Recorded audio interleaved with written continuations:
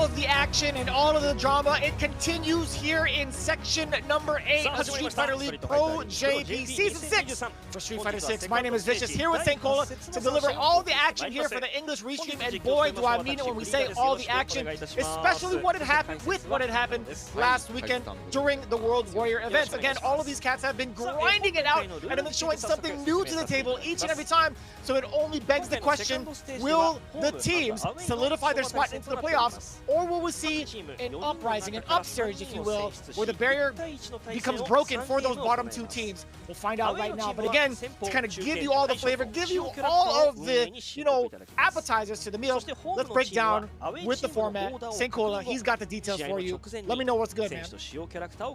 Brother, we're going back to the away and home sort of style. That means the home side can sit back and relax a little bit as the away team puts up their characters and players first. The away side, the home side liberates and configurates based on what goes down. Then they go into the matches. That's 10 points, 10 points, and 20 points, respectively, for the first to two, and first to three. And then if need be, they got the first to death. This all leads towards the playoffs. We talked about all those points matter. Shinobism Gaming, CYCLOPS Athlete Gaming, OSAKA seating in the bottom rung. And talking to production a little bit previously, CYCLOPS, Shinobism gotta play perfect and almost damn near hope that other teams fail and falter a little bit out here. No doubt, it's a tough spot to be in, right? I was thinking about what they need to do. Obviously, we've talked about that a little bit from the previous section, right? They have to have a flawless score each and every time, while at the same time having the teams contest against them or in the running fall short as well. Everything matters here, as we talked about each and every time, right? Because there's 8 million yen on the line with a lion's share of 5 million going to first, 2 million going to second, and 1 million going to third place. Still a good amount of change to give you some of these clear products that I may not enjoy, but St. Cola, he'll enjoy all of it for you. I don't have the chance to, all right? I would love to. Believe me, I'm sure it is a #1 product. I want to try it myself, and I'd be like, you know what? I'm gonna try it someday. But I can't. St. Cola, he's got it for me. What really matters though is what is on the line for the champions as well, right? The champions that will represent Japan will face off against the champions of Street Fighter League EU, which started just last Friday. The champions of Street Fighter League US, which will have another week of this Wednesday. But again, all of those champions will be fighting it out for the prestige of being the worldwide champs of Street Fighter League overall at Capcom Cup 10 coming up very, very soon. I feel like as soon as we blink, it'll be the month of February. But with that in mind, again, we talked about this earlier. We've talked about the playoffs coming up real soon. We talked about the contention for playoffs, those top 4 teams as well. And in case you had missed all the action, well, check it out. You still can follow along over at Capcom_esports for all the socials and all the streaming services that we've had been broadcasting for. But enough about all that. Let's get into our first teams. Already quick with it, by the way. We got FAV Gaming to start things off.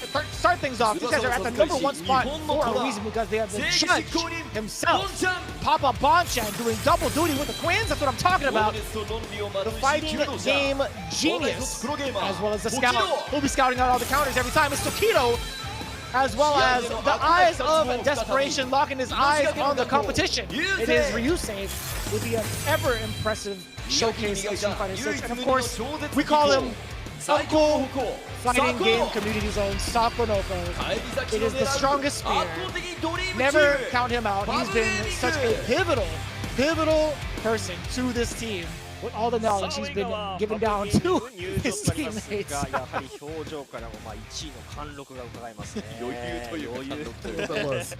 was great. What a fun-loving team out here. But you're going up against the new kids on the block. We'll make a drop into CYCLOPS Athlete Gaming, OSAKA. Let's see what they have for us. It's going to be the one that was brought back by fighting games. Kazunoku on that skin candy, always aerial with it and always getting down. After that's going to be the man that did the right sort of pack. It's the Wind Devil himself. It is Gogura with the DJ play. After that's going to be the theoretical value, always on point, always calculating. I don't know what he's calculating. Most has the combos on the deck. It's going to be thin, rich, and after that, it's going to be extraordinary. Always perfect on defense, always an iron wall to make it fall. It's going to be Goichi. This team, despite being high in pedigree, is super low, unfortunately, in terms of points. It shows you how strong it is out here, how difficult it is out here to deal with these teams in Street Fighter League Japan. But if they stay solid and perfect, and if other teams kind of falter, as we talked about, they may make their way up to the playoffs. He still has the glasses too. Goichi still has the glasses. That's the play. That's the play. As long as he has the glasses on, he'll see every frame, right? But one thing I do want to note is that Cyclops is a lot closer to leapfrogging the bottom teams within the top 4. And by bottom teams, I mean like GyoGun and Saishunkan, Kumamoto, considering their ranking, right? 155 and 150 respectively is not too far away for someone like Cyclops, considering how they were performing throughout the season. Currently at 110 points, I think it is very much so possible, all things considered. But with a team like FAV Gaming, right, it's going to be such a hard shot to even try to contest. And I've talked about this earlier. FAV Gaming has been looking unstoppable. And I truly mean that, especially with the current roster of Ryusei, Bonchan, who's been dominating everybody, and Tokido, who's been like, I think he's in a real mid-place right now, considering how he's been performing. But overall, seeing Bonchan in the middle spot, I feel like it's okay, right? I think those are the points that he's like, you know what, I can guarantee myself at least 10. That's totally fine. I think this is more of a like improvement spot for Tokido, putting him in the anchor spot, because they have so many points ahead of everybody, right? They have a what, 35-point lead away from second place. I think this is totally fine putting Tokido in the anchor. But Dogura stepping up first is actually a really big challenge for Ryusei, in my opinion. It's want to see Dogura step up in that spot, because you know we talked about how Dogura kind of maybe meanders over to other things and plays other games, but recently he's been playing a lot more Street Fighter 6. I've been seeing him grind out that DJ, sit in the training lab, really try to understand the game a lot better and understand what he's doing wrong. So I kind of expected him to be in that anchor position to kind of get revenge on his lack in the cycle sort of points, but he comes up first to lead the charge against Ryusei.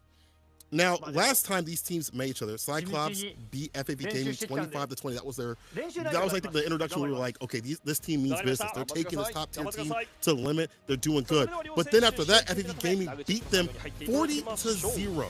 40-0 in that run back. Got that 40 baller. Kind of nasty. It's a rough shot, that's for sure.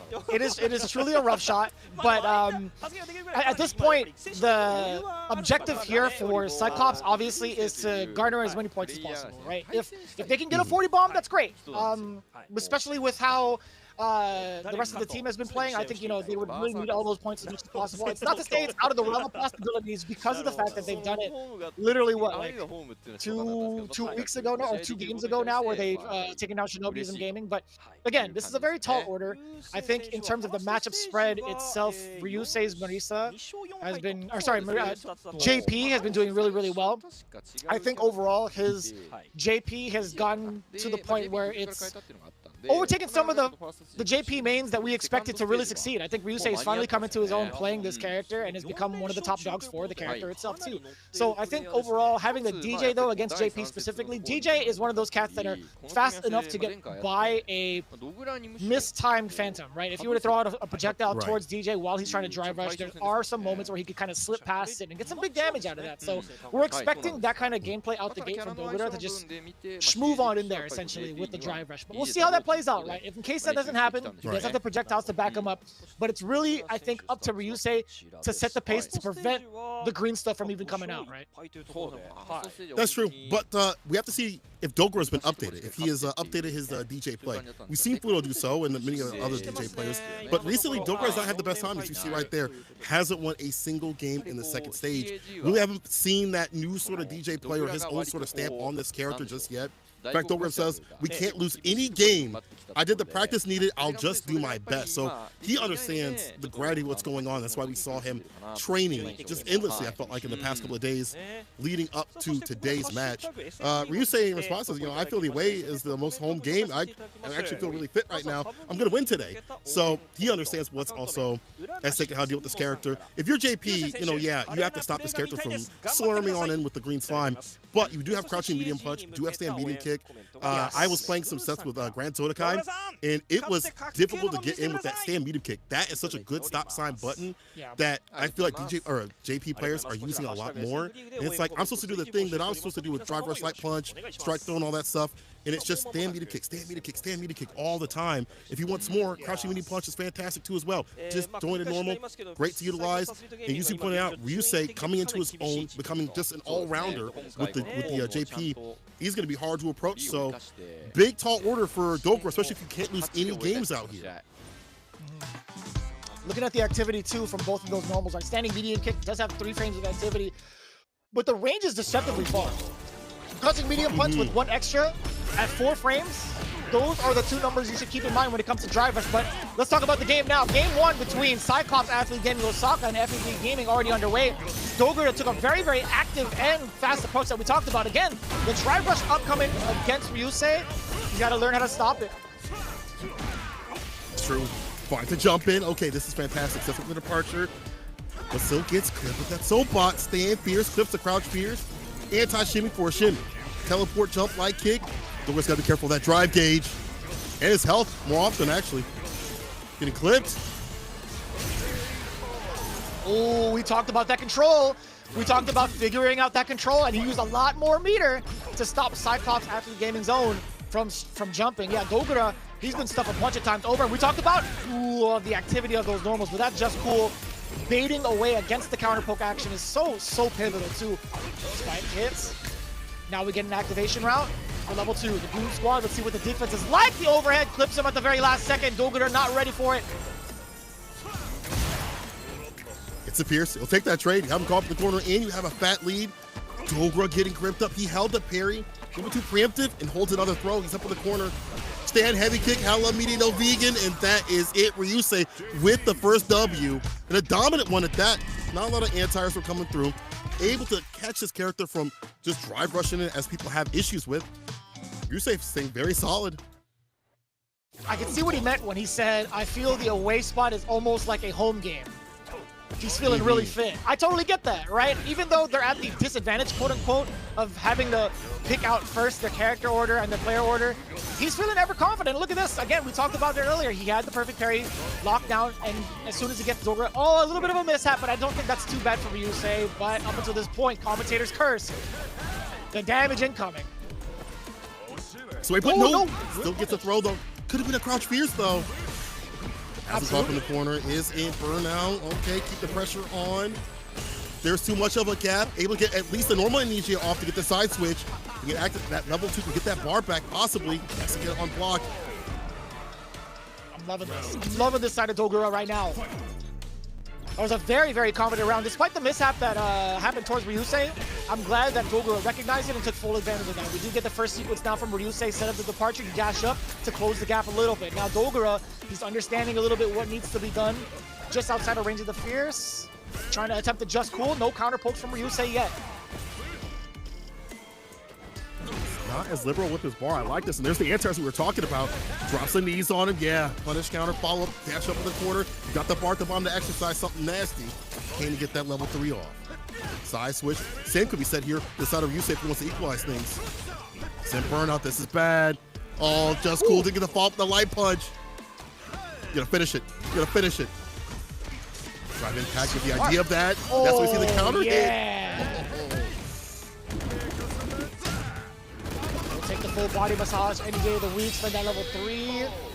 Dogura starting to clean it up a bit. That just cool could have been a big mishap, right? A little bit too far out for the standing light punch to connect. But Ryusei wasn't aware of it. One thing I do like from Dogura is the fact that once again he's using his bar a little bit less, and he's going for dash ups and jumpers and things like that, instead of just drive rushing continuously. I felt like he just wasted too much bar in the first game, and that led him to not into burnout, but for Ryusei to attack the gauge, so he got him into burnout because of that. So better meter management, as we see from the likes of Fudo, has been looks like it's in Dogura's hands too as well. He's keeping it nice and compact, close quarters, and he is making the most out of most situations. Some mishaps here and there, but not enough to get him down. First game finally on the deck here for Dogura. Can he finally get a full-on win for his team? As he said, this is important. He needs a W. His team needs W's only. I think there's something brewing, man. To be honest with you, I think there's something brewing with CYCLOPS Athlete Gaming OSAKA. They understand what's on the line here. And Dogura not having a single double feels single W. It actually feels kind of criminal to say that, right? Considering he was such a big, like, I think he was such a pivotal tool in part of the Good 8 squad last season for Street Fighter 5, right? I think he was doing so well in certain the matchups where he had to clutch it out for his teammates. So it's weird to see him in this type of position, in this type of disparity, right? I've never really thought about that until now, like where Dogura not having enough points is really kind of like affecting him mentally, I feel like. That's the first time I really kind of feel that way. But Dogura, again, as good as he performed in the previous season, just a shadow of himself in this second stage, right? Even in the first stage comparatively, he had what, like 4 out of 5 Ws? That's not bad at all in comparison, right? Him not having a single W is, it's so weird to see. But at the same time, I feel like with Ryusei, he's had like the opposite problems, right? He had such a bad time in the very beginning in first stage. He had only 2 Ws out of the 6 times he played. Granted, they were both in the anchor spot, so that's actually really clutch of him to get that. But right now, he's only lost a single game. He's pretty much up there in regards to some of the top win percentages. Not necessarily like point earners, but he's definitely got himself one of the stronger win percentages in the season right now. Let's see if he can hold on to that, or will Dogura finally get a W on him? We'll find out. This is the final game for the first match. Perfect parry. Oh, he was wary. I like that. Deleting that drive rush heavy kick off the table. Now dashing up for that throw. Putting the pressure on and feeling the rhythm is Dogura. This is also a run back in the last time they fought each other. It was the anchor position. First of 2, so quicker games. Last time it was Ryusei's victory.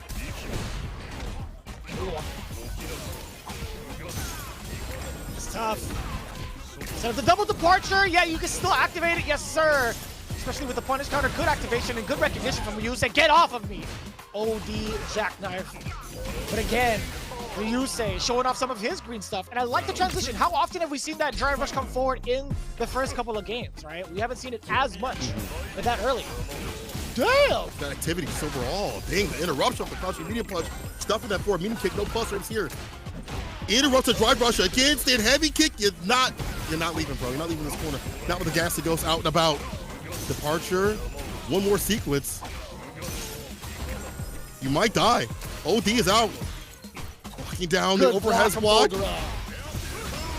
The counter hit is there. He just committed to it. That was a slight delay on the back roundhouse, perhaps, but either way, he swung, and he was swinging for the fences. I like this. Vertical arc damage, not necessarily in burnout, but Dogura has another chance.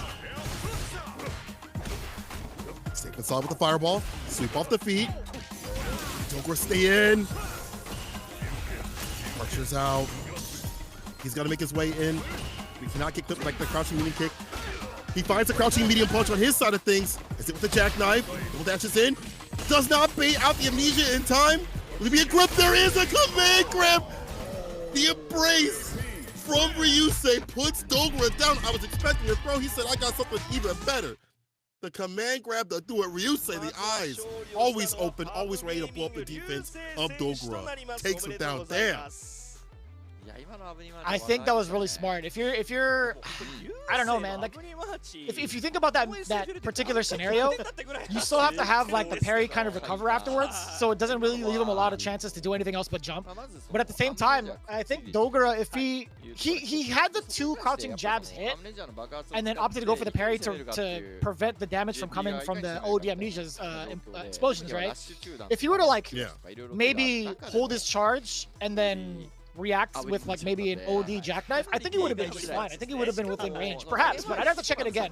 Maybe he was out of range, maybe he didn't consider it because of that, but overall, I think that's a tough call to even predict. That's a tough thing to even try to react to. So even Dogura, even with all the practice, he knows, you know that look on his face is like, dude, I tried so hard in this matchup and I still got blown up, man. So I totally feel for him. I really do. Be like that. But good play, though, from Ryusei to recognize the defensive options that Dogura was utilizing and getting active. You pointed this out continuously. We haven't really seen the drive rush crouching mini kick until the very end to keep up pace with Dogura. And you see some lacking anti-airs that kind of led to the demise of Dogura in the early parts. That jump heavy kick, start off the party continuously. There's some better anti-airs from the side of Ryusei.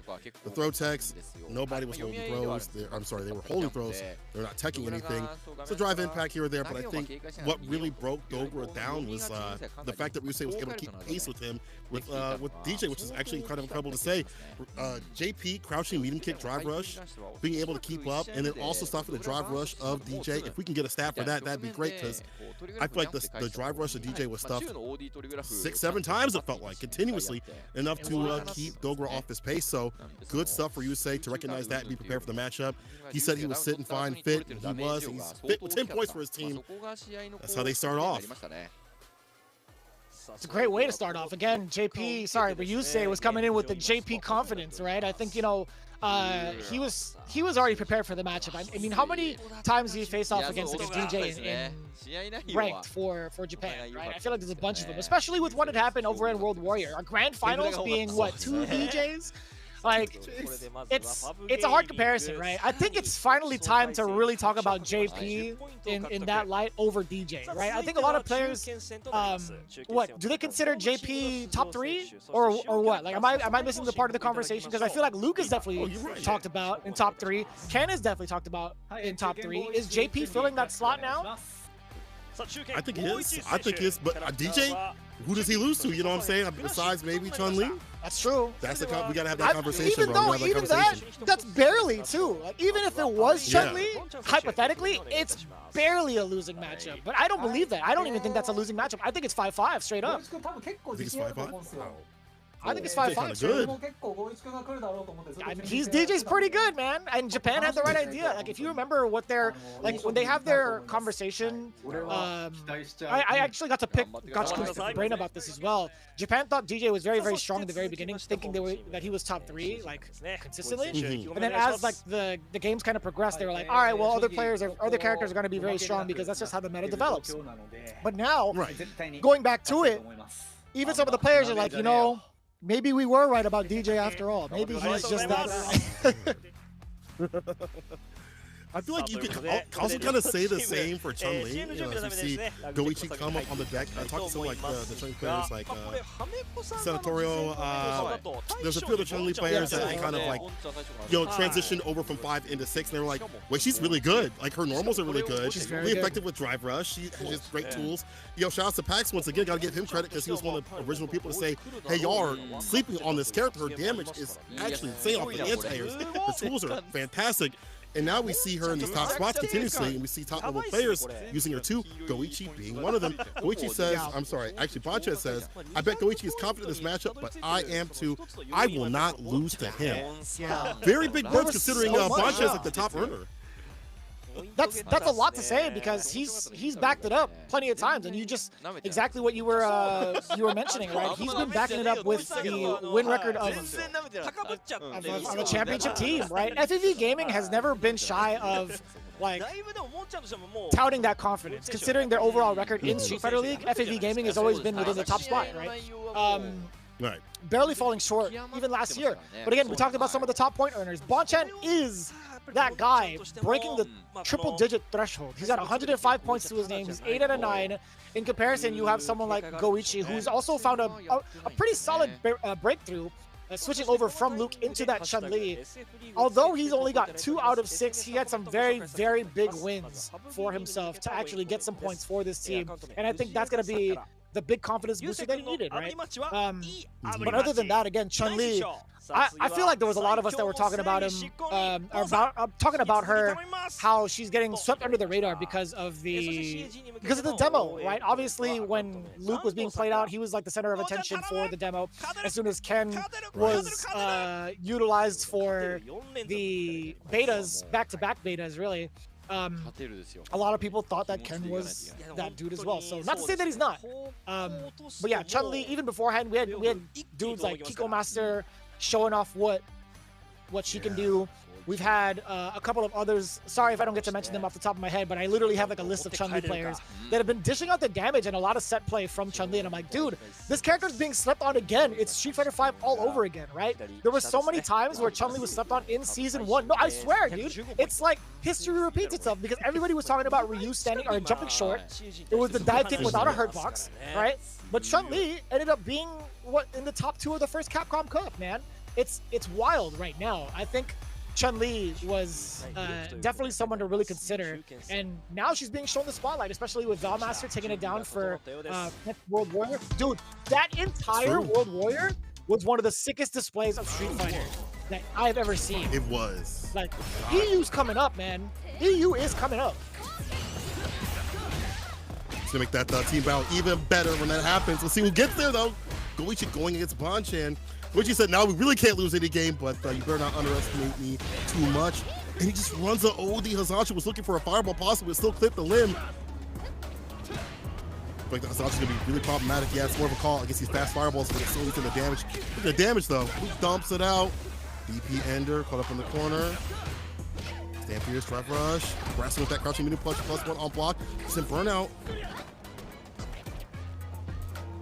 Yeah, Bonchan had attempted a parry at that moment against Goichi, but it caused himself to burn out. Didn't have enough in the tank to utilize it, so how well can he contest against Chun-Li and burn out? That's the big question right now, but he's been putting up such a wall, right? A lot of activity and also back and forth, literally in movement. Oh, what a throw! Wow.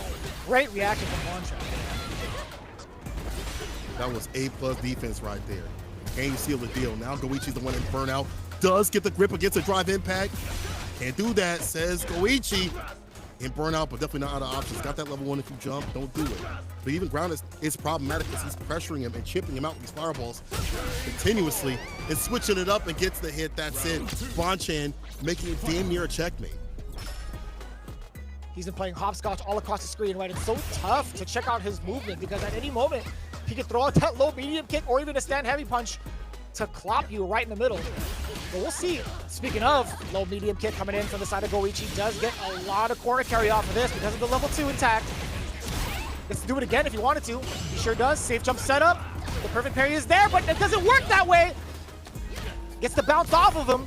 Back throw. He's going to push him back into the corner if he can, but Goichi, he's going to be chilling a little bit.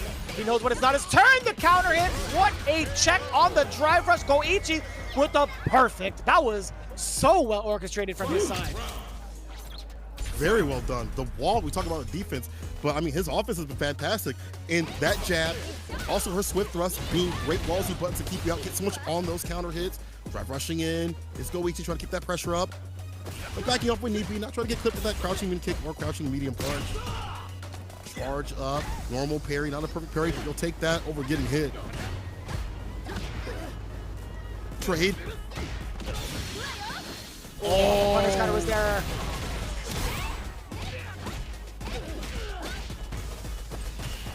Double dash forward, the parry is there from Bonchan.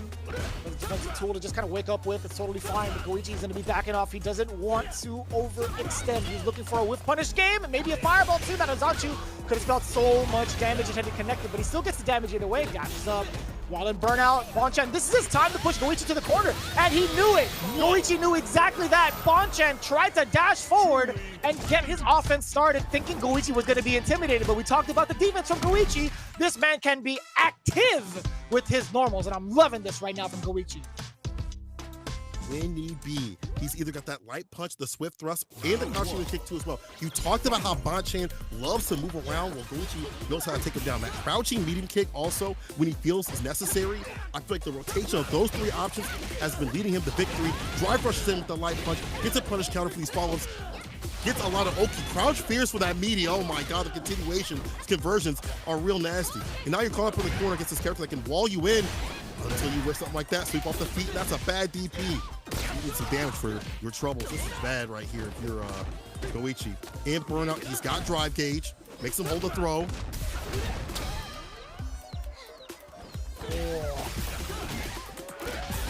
That's going to be more than enough damage, most definitely, even without spending the bar. But just in case, all right, that's fine. Maybe I miscalculated, but I'll tell you what, man. Goichi, he did have a level 1 on deck to kind of contest against the drive impact, but I totally understand him kind of saving it. He has a 1-game lead. He wants to try again in the next round. He does so with the back throw to start things off. Level 2. That is not modern, ladies and gentlemen. That is pure Goichi.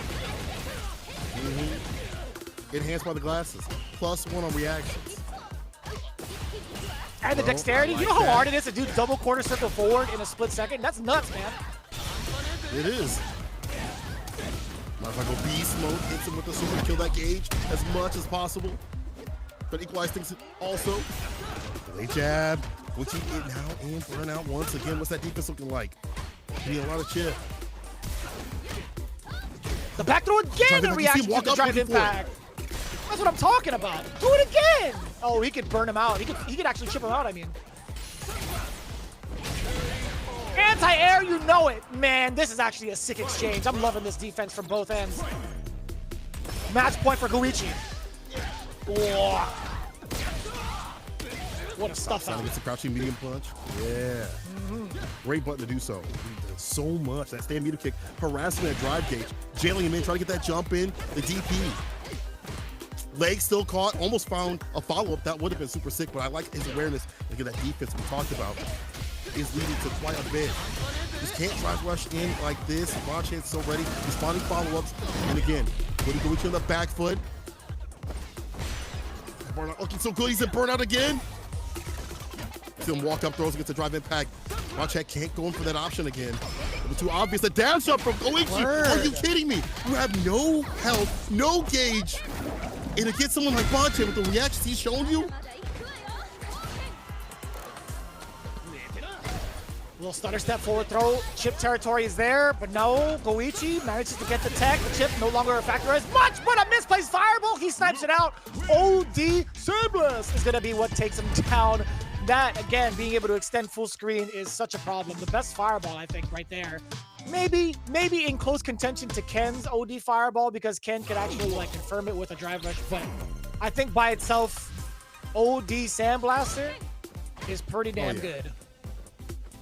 See right there, cutting that fireball, how she wants to establish some of her neutral to get right back in. Luke's got a way to play. Off the backboard, DP up in the corner, crouching medium punch, of course. Back though, look at how he's able to escape the corner. It's been absolutely excellent in terms of defense. Now on the offense, able to find a big follow-up right there, but still has to put up in the corner. The trade. Actually, Bonchan's dog walking him outside. These walk-ups, the timing vicious is actually insane. I can't believe they're calling it. The counter hit that is there too. Oh, that could have been so dangerous. No counter conversion from Goichi. Another drive impact, not finding the mark from Bonchan. The burnout is no longer going to be a problem for Goichi if he just hangs on just a bit, right? He's not going to be pushed into the corner. He's not going to be a stun. This is going to be really dangerous for Bonchan. Oh my god! Trying to get that DP again. This time the jumping heavy kick avoids that situation. Wasn't a big jump in terms of landing conversion. But Bonchan still land enough damage to get the kill here. Either side, anyone's game. Fireball trying to rule the neutral, finds a medium punch counter hit, that's it. Goichi on set point.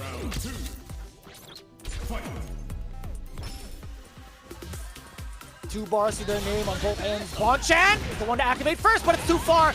That low forward again, man, into a level 2, and Bonchan knows that he was sticking his tongue out. He knew what he was doing. And he knew it was going to be out of range too, but he went for it anyway. Fortunate waste the bar right there. So that's level 1. So you still have something utilized for anti-airs and extensions if need be. And cut through the fireballs. Tries to get the suppressor in. Trying to put him in burnout. Goichi. Avoid the situation. Of course, there's an anti right there. This is 10 show kick. Nothing super. You know, they're not using 10 heavy kick, same medium kick against the jump heavy kick. Okay, he's just going for the safest option as possible. Finds a counter conversion. Legs. Has level 2 for that pickup if need be. That's going to be huge. The punish counter is there. You just talked about it, being able to whip punish from that far. Chun-Li, the ultimate counter poking machine, and Goichi pops off. I heard it. I heard that. Yosha! I read his lips, man. My man is ecstatic. The first one to really bring Bonchan down in the way that he did. One of the strongest players that we have in this phase of Street Fighter League Japan. And Goichi is the one to take him down. This is phenomenal. We're seeing the improvement of Chun-Li. We're seeing the potential of both Goichi and the character at the same time unfolding. This, ladies and oh, the glasses come off! That's what I'm talking about. This guy is that's what I'm talking about, baby. He's feeling himself. He's feeling himself. I like this. 120 points now for Cyclops, slowly inching their way up, trying to leapfrog the next team in 4th place. But it's out of range now. It's out of range now. The most they can do is 30 points to their name.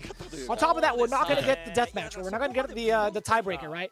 But again, if they could succeed in closing out this team battle, they will be just 10 points away from the borderline, right? So we'll see. Just at this moment, it really depends on the other team as well. But we'll see how this plays out, right? This is actually extremely close.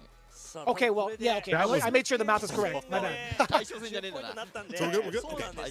Cyclops Athlete Gaming OSAKA showing out today, and especially Goichi, like that defense that we've known him for. I feel like it's been tested. It hasn't always been, at its best out here at Street Fighter League. You're acclimating to a new game. You switch around to different characters and things like that. You're trying to put your own style and things.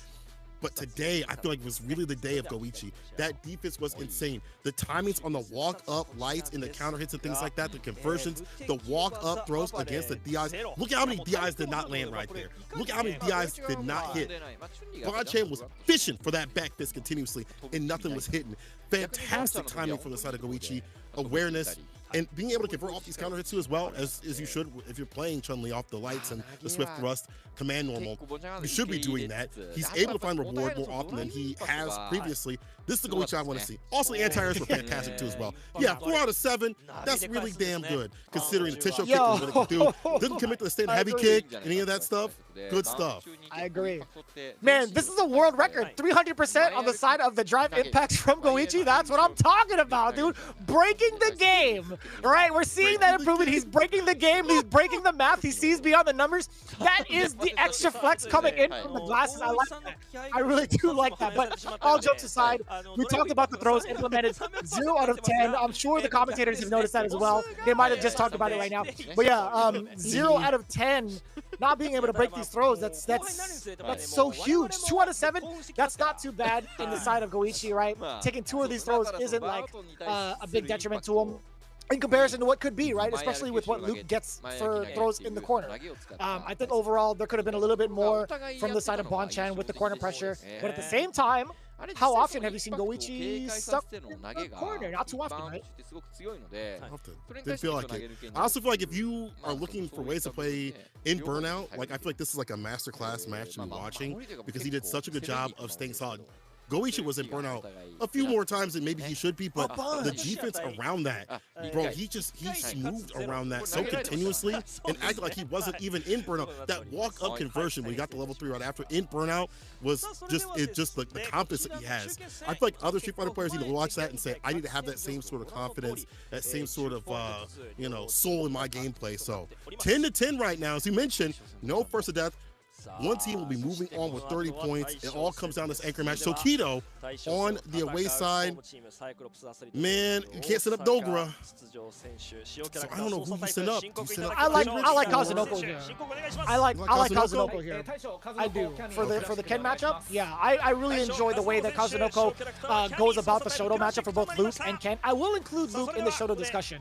That's the end of it. I don't want to hear any rebuttal. But I think Kazunoko, that's true. It's a fact. He has a fireball. He has an uppercut. He doesn't have a Tatsu, but he has something just as good for Oki. Yeah, I think Kami's kit works really well against Shoto type characters because of the spin knuckle, being able to get around the fireball, the dive kick, getting around some of the normals that they want to counter poke with. I think overall Kazunoko might be the right play. I think so too. I actually agree with the fact that Kazunoko is coming up. Maybe I would like to see Dogra get that revenge as like an anchor position sort of thing. But in terms of character to character, this is a good pick. Also, playstyle of Kazunoko is something that's super dangerous. We've seen those jumpers continuously. Once he feels comfortable, he sticks in the hooligans in the media situations, or else he get in full screen. He'll do the dive kicks also, clipping the crouching mini kick limbs that you'd like to utilize as a Shoto player. And so, as you mentioned, the fireball game has to be close and personal. However, Tokido, he's willing to play close and personal with his fireballs as pokes. He's been able to do so continuously. His game plan is more about taking to the corner as soon as he can. Maybe not as optimal mid-screen as like some Angry Burp. When he puts you in the corner, he works around how you play and smothers you, just as he has for years upon years. Hasn't had the best success comparatively, but I think today, this might be an even match between the two. Yeah, I think as much as I like putting Kazunoko in there, as much as we both agreed to it, if anything, it will go down to the wire, right? I would be super kind of surprised if it was a complete blowout one way or the other. More so for the side of Kazunoko. Despite the 100% record that he's toting currently, he's at what, like 5 for 5, 60 points to his name.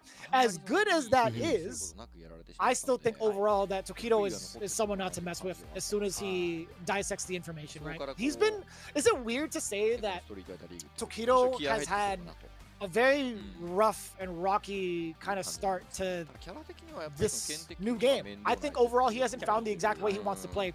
But what's also funny about that is he had that kind of stature to himself in Street Fighter V in Season 1. When I was watching back all the tapes, I was kind of thinking about him, like, how many of these players had very similar results to Street Fighter V's beginning?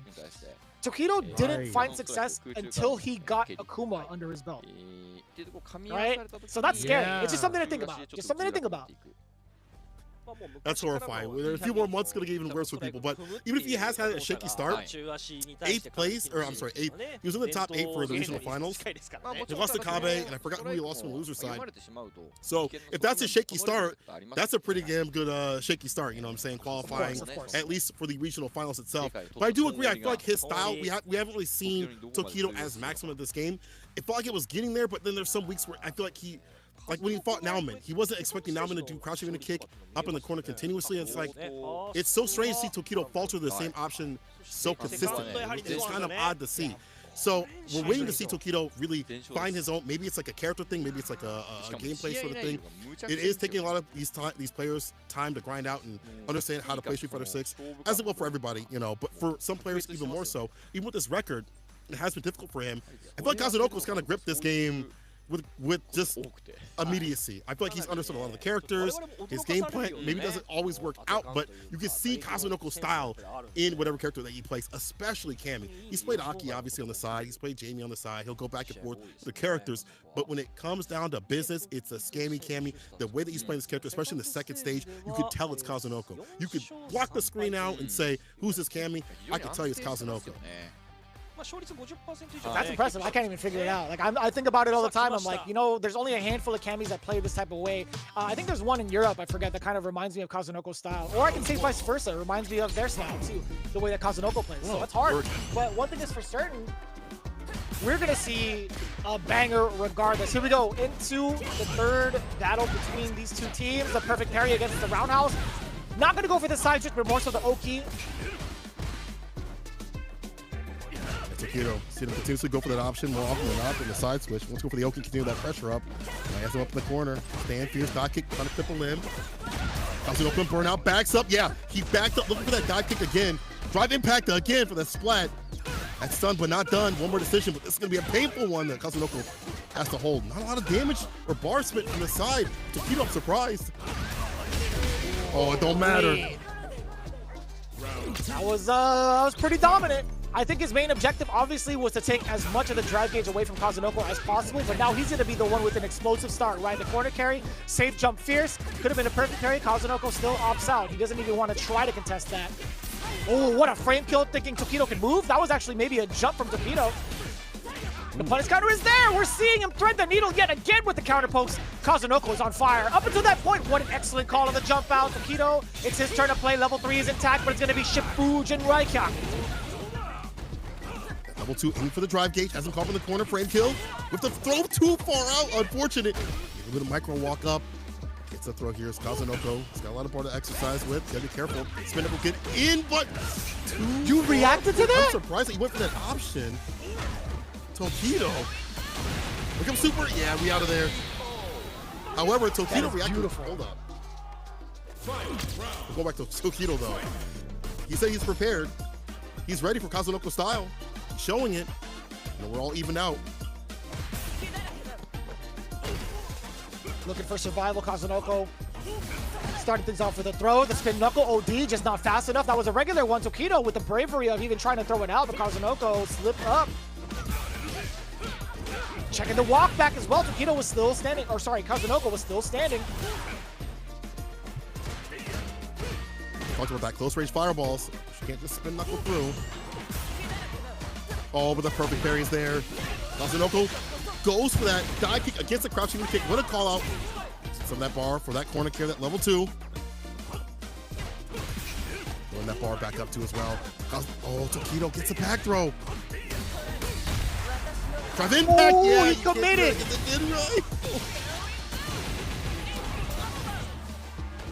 That was so smart from Kazunoko. And again, the threat of the dive kick. All of the right reactions and appropriate reads, right? Reactions first, right? Let's talk about the Jinrai, or the crazy kicks that came out from Tokido. If it's anywhere like short, if you could see the speed of it, you can react to either like utilizing a drive impact or even a OD uppercut. It also depends on what normal is used beforehand, right? If Tokido uses Fierce, more often than not, he'll use Fierce into like the heavy Jinrai to throw people off, because that's going to be a true block string if you end it in the light ender.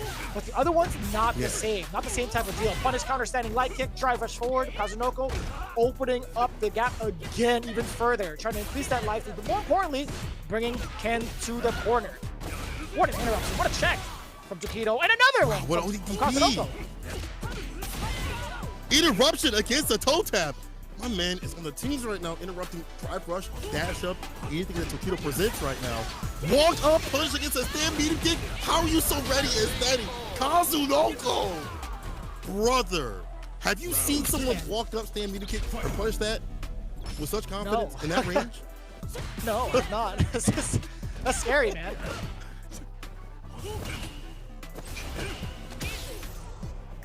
Oh.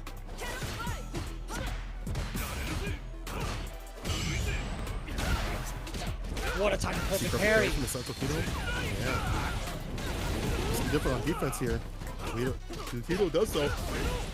Like I said, frame kill that he wanted previously, gets a light punch follow, hella meaty right there.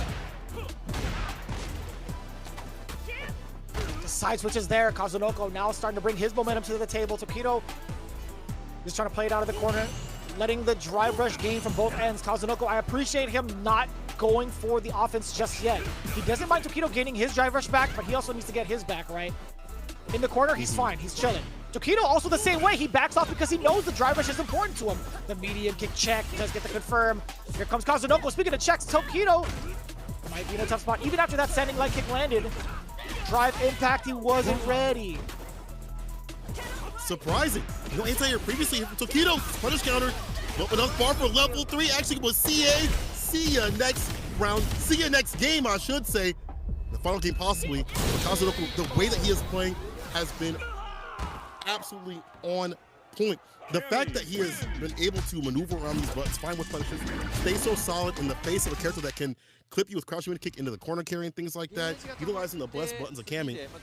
He's been so on point in this matchup. I thought it was Tokido that said he was prepared, but Kazunoko said, hey, Goichi did a fantastic job. I'm gonna win this game, keep us in survival. So he understands what's at stake. He's playing like the rent is due. Yeah.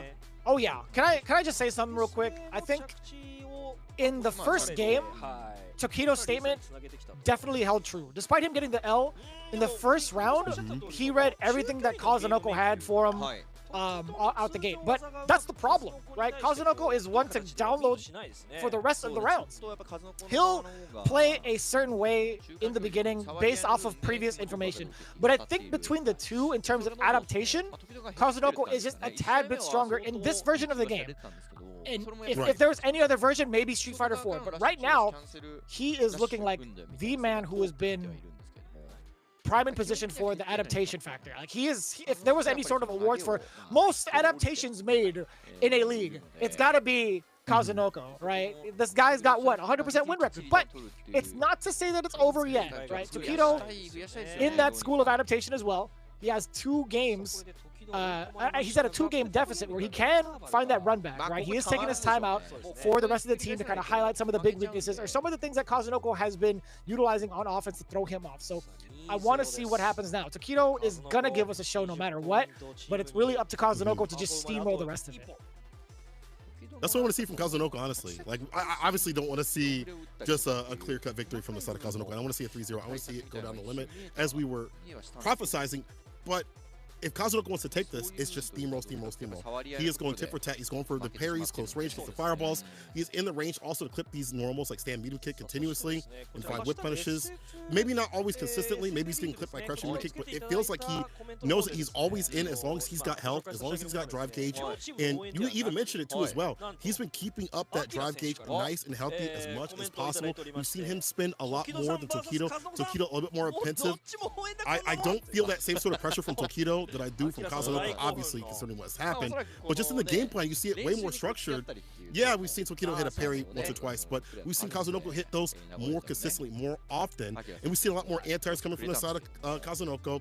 There was a chance where we didn't see a DP from Tokido. I'm like, that's so rare. No light punch DP, you know, from the side. I know, obviously, Kami's hard to challenge out of the air continuously, but no light punch DP from the side of Tokido is wild. Yeah. That's fair. That's a fair assessment, man. Let's see if he can adapt. Ladies and gentlemen, here we go. Could potentially be do or die time for Tokido. Will he do it? Will Kazunoko be the one to 3-0 him? And I love that option. Just jumping back, right? Doesn't even want to try to guess the foot's game. He just wants to recreate the space for himself because he knows he'll find a way out one way or another. The ODDP, you definitely do so. All you need to do is get a hit or things like this. Try the conversion, get that spiral arrow Oki, and once again, take it to get to the corner.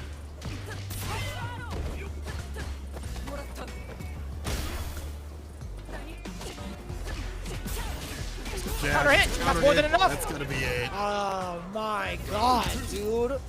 The light pressure that you get, the light conversions that you get from Kami. So good. Big star for Tokido. Could get the safe jump if he wants to. He does for an empty jump, crouching light instead. A little bit of a stagger. Kazunoko gets caught in the lights. Forward throw now. What is your escape? OD? No, there was a counter hit. He delayed his tech. Tokido taking full advantage of that. No super yet. A throw will do it. OD, there it is from Kazunoko. It was only a matter of time. That was mad far for the drive back to hit. What? I'm surprised if he just yakking, but that dash up. Kazunoko, again, that momentum, he understands. Just have to keep harassing. It sneaks in the hooligan. Are you kidding me? The OD Are you with dead? the CA follow-up. You gotta be dead. I think you might be dead. Damn, You're absolutely dead. Kazunoko. Got this now. What? That was insane. That was actually insane. The hooligan throw into the critical art. Again, you talked about it earlier. Where are the DP anti-airs? Where are the dragon punches that are oh so reliable? It's a scary spot to put it in, but I'll tell you what, man, that was so deceptive. Kazunoko, 3-0 victory. Put another one under his belt. This guy is still undefeated at 6-6 now with 80 points to his name. Yo, man, this is exciting times for Cyclops. I had talked about this earlier with production. Boy, was I wrong. Hey, production, whatever I said about this matchup, it's out the window now. Cyclops, they're up there. They're here now. 140 points to their name. They have playoff contention under their belt. Hey, don't give me the LOL. I see you, production. Come on now. Everybody could be wrong one time, but I'll tell you what, man. Kazunoko, he hasn't been wrong ever. He is 6 for 6, ladies and gentlemen. Cyclops Athlete Gaming Osaka is that team right now. What a massive victory. What I'm going to say I was wrong too, because coming into today, I thought Cyclops are going to lose and they're going to have to, you know, play spoiler to other teams, things like that. Considering what was at stake, considering who they're fighting, the top team that was FFG Gaming, they just took down the top team. See, at 205 points, they're only walking away with 10 extra points on their point, their belt, which is good, but the contention out here is still tight. But Kazunoko clutching out for his team. 3-0 against Tokido. We were talking about this before. One thing I have to admit that I'm wrong about too. Thought it was going to go down to the wire. Thought that Tokido would be ready for this matchup. Like steady. I mean, he said he was. But the way that Kazunoko was playing, the lack of anti-airs and things like that had to have come from the fact that Kazunoko was just rushing him down, making it super aggressive, doing things like he would never do this to me. The dash up DI shows me that Kazunoko was in his head like the back of his eyelids. incredible play from Kazunoko. Those the things that he was doing are Kazunoko-like things that I don't really see from other Kemi players. You seeking those OD hooligans like that? That's at a high level like this, that's Kazunoko. That's like a staple. TM. Man. There was a lot to take away from that matchup, man. There was a lot of great management towards the drive meter. I think that's something that everybody can really take note on in certain situations, like not fully burning out themselves, seeing where they're at in the corner or mid-screen to see whether or not it's worth even utilizing some of these drive gauge mechanics. I think it was really, really well played from both ends, right? Considering what we talked about earlier, we thought it was going to be a close game. That was not even the fact, not even close to it. But Tokido, again, as well as Kazunoko, there was a lot of smart decision-making revolving around the drive gauge, I think. So that's something I really want to study now. Like, if there's anything you can take away from that match, obviously it was a 3-0 victory. You can take it for what it is, face value, but I highly encourage you guys to check out like the progression in terms of like everything that had gone on with the drive gauge. That was a super high level match to watch. Normal parries, perfect parries, and things like that we saw from Kazunoko to keep that gauge as healthy as possible. So he always had bar. If Drive Impact came through, he could Drive Impact right back, or he'd save it for Drive Impact, or he'd save it for ODDP for those side switches. As you put it previously, he always have a way outside the corner. Sometimes it was just lights, but having that ODDP as an option also helps out too as well. So keeping healthy is very important, especially against the likes of Ken, who can harass with Jinrai continuously. Goichi says, we chose who we play, who plays who, and prepare for each match as usual. Great team work all the way through. And you saw them very prepared, very aware of what to do. Goichi especially, I'm also surprised at how he played today. You know, Kazunoko, we expect that sort of pedigree from him, considering how his score has been. But man, Goichi today, the way that he had played in terms of being in burnout, like if you want to also study how to deal with being in burnout, you look at how Goichi played and how he's reading the tendencies of the opponent, how he's going for these walk-up throws and going for punish counter lights and things like that, finding follow-ups. The timing, you definitely want to study that if you want to see how to deal with being in burnout. It's a very imperative thing in this game, and I think Goichi has locked that down. Yeah, I agree. I totally agree with that. We do have the second statement coming in from Dogura, which is a really huge statement to make. He said, overall reason why I lost was because of the low self-esteem, man. And it's hard to come into a matchup where you're running low on that. Like if you have 0 wins to your name, it's either you're really motivated to get that W or you're so like diminished mentally where it's like, man, there's like you play with like a chip on your shoulder essentially, and that's never going to be great for anybody. So it's very interesting to see this type of perspective at a professional level coming in from Dogura, who's always kind of shown that confidence. I think it's really rough to see that, but at the same time it's great to see that he has confidence in the rest of his teammates, right? He also says, looking at Kazunoko's match, Tokido was not really confident, so that's maybe something that Dogura will be reflecting upon even further on. But again, with Dogura currently in his status, there's still 2 more games to play. What's really scary is both of those games, they will be on the away side.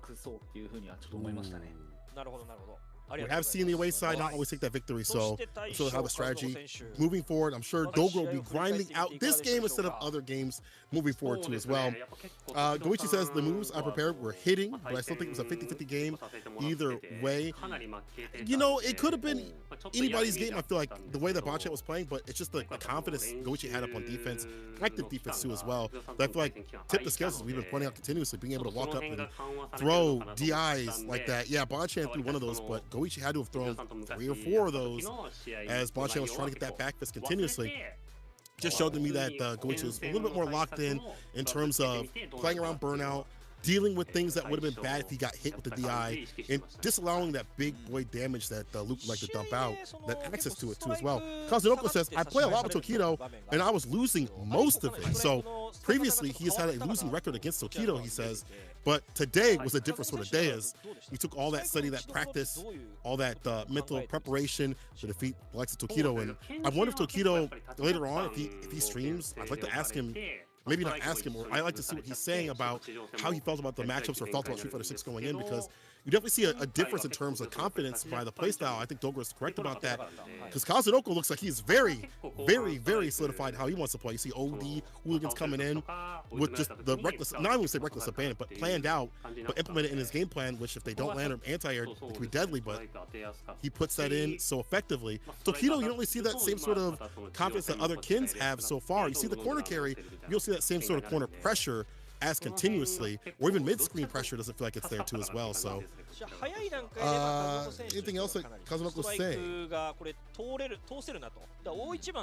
Kazunoko, he talked about it earlier. His matchups in Tokido haven't really been in his favor, but he also said, I haven't had the time to play with him recently, so that made me refresh my mind. That's also pretty good, right? Being able to take a step back instead of dwelling on like the matchups that were previously. That does do a lot of mental damage. I'm not gonna lie. When you play against somebody and then you face them off in like a World Warrior scenario or something, or you face them off at a local, it's like, well, damn, you've been bodying me in every casual set. I've personally heard stories like that and also experienced that myself. I used to lose to Chris Tarian all the time in Street Fighter 4, and there was one moment where it's like, you know what?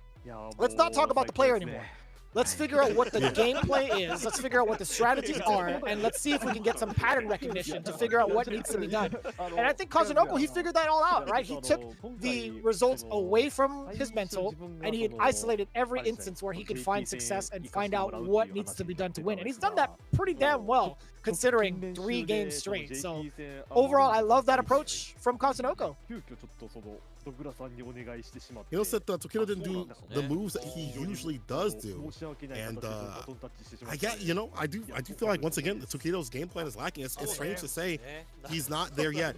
Him not being there yet has led him to the regional finals, and not the worst score in the league. In fact, he has pretty damn decent score. But this Tokido is not complete. It's not ready. It's not there. And Kazunoko knows that. He's taking advantage of that, and he said this is the reason I was able to win the rounds after. I think he's referring to after that first W that Tokido was able to get on the deck, where he was so ready for the OD recovery on the hooligan from the counter hit there, and he found some pressure up in the corner. But after that, it felt like Kazunoko was like, hey, you're not doing what you usually do, I'm going to smother you. I'm just going to steamroll you because you're not in your right form, and I'm going to take advantage of that. And that happens in fighting games, and maybe not on the day, maybe you're not ready, you're not having your same sort of game plan, you're not as confident, and the other person steps that out and takes advantage of that, and that's just how it goes. No doubt, no doubt. We're getting the final interview coming in from Fenrich. Kazunoko had a little bit left to say also, you know, being able to talk about the reason why he won overall. Again, great insight coming in. Most of the matchups itself, but Fenrich, we still have the rest of his statement, which just came in right now. Fenrich said, I wasn't so sure about playing today. I was losing to JP recently, so we changed the order so that I don't have to go. So happy this worked. So I'd imagine, this was my first thought. I was expecting maybe Fenrich to play the mirror match against Ryusei over Dogura. If it was either Fenrich or it would have been either like Goichi, but I think I like Goichi with where he was at. So I think that was a good call overall. I mean, I would have loved to see how the JP mirror match would have went down for Fenrich, but I think Dogura, he needs to play a couple of more games. Despite his losing record, he needs to play a couple of more games, to be honest with you. He needs to get warmed up. We'll see what happens. Can't wait to see his stream after this and see that work that he is putting, especially when his team still has a chance. Like, they still have a chance to get in that last dance for the playoffs, and then obviously towards the grand finale. So I know that Joker is going to be updating his DJ tech so he can get better and better. You know, I feel like he was almost there. He was warming up. Maybe in the first of 3, maybe he would have been better, but that's hard to say.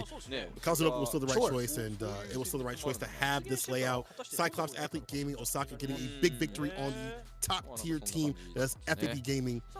Huge lead. You know, Fenrich also closed it out by saying, so happy team was able to get 30 points and get back in the playoff survivals. We will do even better the next episode. Let's take a look here at the stats from Kazunoko. Brother, the throws he was teching. Damn near half of them, if not more, actually. It's 5%, the techs, those not connecting. That's big inside of Ken to have that sort of defense and to go for those techs against what Ken can do up in the corner, even mid-screen, against a throwback. Like, that's a dangerous proposition, but he was able to stay solid. All the drive impacts are landing on the side of Kazunoko. Also, you know, not a lot of anti-airs from the side of Tokido. We mentioned that. He missed all 5 of those anti-airs. It's hard against Cannon, but you have to get those DPs, those crouch fierces, or even the air-to-air jump medium into OD Tatsu, or whatever have you. I think what's really impressive too are the clutch moments where Kazunoko decided to use his OD uppercut. I think those were like the big moments where Takedo didn't expect them. We even talked about it earlier. We talked about one of those moments where Takedo was pressuring Kazunoko, and I said it earlier. I said, if Kazunoko can guess correctly once, it might be in his favor the rest of the way through, and he did that. He did just that and ended up getting that round. So these 3 out of 4 were pivotal to his success. Despite one getting severely punished, that's okay if you're Kazunoko, but this was actually like, that was just fine for him. Actually, I don't think he got punished. I think he just whiffed straight up. I think there was a moment where he just kind of got out of the corner either way, but I had to double check that. My memory sometimes slips me at, what, 3 in the morning? But one thing is for certain, Kazunoko, he clutches it out for his team. 30-10 for Cyclops Athlete Gaming Osaka. They are still in survival mode, just a couple of points away from the 4th place team. And I do believe that 4th place team, if I'm not mistaken, is Saishunkan Seoul Kumamoto, just 10 points behind them. But of course, Saishunkan Seoul Kumamoto still has their game to play. They're going to be on the home side, so they have that advantage against DetonatioN FocusMe. But we'll see how it plays out, right? In the meantime, this is something that FAV Gaming could afford to do. They're currently at, what, 215 points? They have points to give at this point. Their spread between themselves and DetonatioN FocusMe is about, what now, 45 points? So even if DetonatioN gets a full swing, I think they'll be just fine either way, right? They'll still have that 1st place lead. But that's just how it goes. I'm loving the confidence right now from Cyclops. And it's a great way to lead into the next game. But speaking of, before we get into the next game, there's a bunch of peripherals coming out, a bunch of really, really cool souvenirs, if you will, that are coming out from the realm of Street Fighter 6. If you guys haven't done so already, there was already like a sale that had happened for Black Friday. I'd imagine there's going to be even more so on the actual Black Friday itself. But you guys got to take full advantage of this, right? Because right now, if you check down below on whatever streaming platform you're currently watching, there is a link to the Amazon web shop for Street Fighter League, for Capcom in general, that has all of the Street Fighter League swag that you could ever ask for. I had already picked up a couple things myself. I do have this shirt on the way, so long as my package doesn't get lost in the mail, because I'm 4 for 4 in that so far. But I'll tell you what, right now, this is exclusive artwork that you don't want to miss out on. And you don't want to miss out on the playoffs, right? This is coming up real soon, December 16th and the 17th. If you guys want early chances to check it out, be sure to sign up and scan that QR code, right? They do have the live viewing. It's going to be about, what, 6,500 yen in person, I believe. But for the grand finals itself as well, they're going to have it on a streaming platform for 2,500 yen. This is an excellent time to stay ahead of the game, really, and also support the players in the league. At the same time, again, make sure to mark your calendars, ladies and gentlemen. With everything that's been going on with World Warrior, CPT, you guys have to mark your calendars for which ones? December 16th, December 17th, as well as January 13th for the epic grand finals, the big daddy of them all. We'll find out who will be moving on to the World Championships at the Capcom Cup, who will represent Japan. Considering what's been happening, I'm not sure who's going to take it. FAV Gaming going down today is a big statement. Everyone's still in contention. Everyone's still trying to fight the top spot. And as we go on this next match, GyoGun versus Shinobism Gaming. Shinobism Gaming, another team, actually even more so than Cyclops, needs as many points as possible. They need 40 ballers all the way through to make it to the playoffs. And of course, get to the grand finals. They made it to the playoffs last year, but this year things are looking super shaky. And again, everything is up in the air and who's going to take it. All these teams have, it felt like there's some days some teams are a little bit better off, some teams are even a little bit more informed. Shinobism Gaming, though, in that bottom spot, 70 points to their name right now, have to go up against GyoGun, one of those top spot teams. All this is going to lead to the finals. Support these teams by buying these lanyards and cool things at the top you see right there. Even the teams that were previously here, like Good 8 Squad and the likes, Hiroshima Team Itsuka, they're still having their members do things in the community, so still good to promote and help them out too as well. So they're still participating in tournaments. They're still running wild warriors and things like that, and you can bet they will be at the CPT qualifier online coming up real soon. No doubt. Again, we had this campaign going on for a while. If you guys want some of the Street Fighter League team goods, it'll be given away to up to 45 people via lottery. All you have to do, again, is follow Capcom_esports and the participating team accounts, as well as reposting the campaign posts of those participating teams. So again, the deadline for that is going to be at the end of today. Really, actually. They're going to be doing this pretty much every single episode of Street Fighter League, at least from what I know. But there's going to be a lottery for 45 lucky people to get some of these really, really cool goods. But also, if you guys haven't done so already, we talked about the Black Friday sale, baby. 34% off of Street Fighter 6. That's pretty good, man. I bought retail at least 4 times over, and I'm in the game. So I'll tell you what, you gotta save as much money as possible. This is huge, man.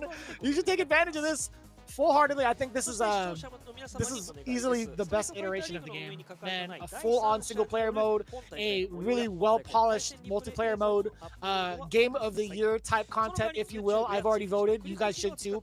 But with that in mind, also be sure to like and subscribe and put the notification on for whatever streaming platform you are viewing it on right now, especially if it's on YouTube. Capcom Fighters Japan, that's the channel you need to tune into. But as it stands right now, we have another game coming our way. After this break, it'll be Team GyoGun facing off against Shinobism Gaming. Shinobism still needs to get some points on the board to stay alive. We'll see if they manage to do so being on the away side. In the meantime, grab some snacks, grab some refreshments, and also be sure to lock in. We will see you on the other side of this break where we continue Street Fighter League Japan. SF リ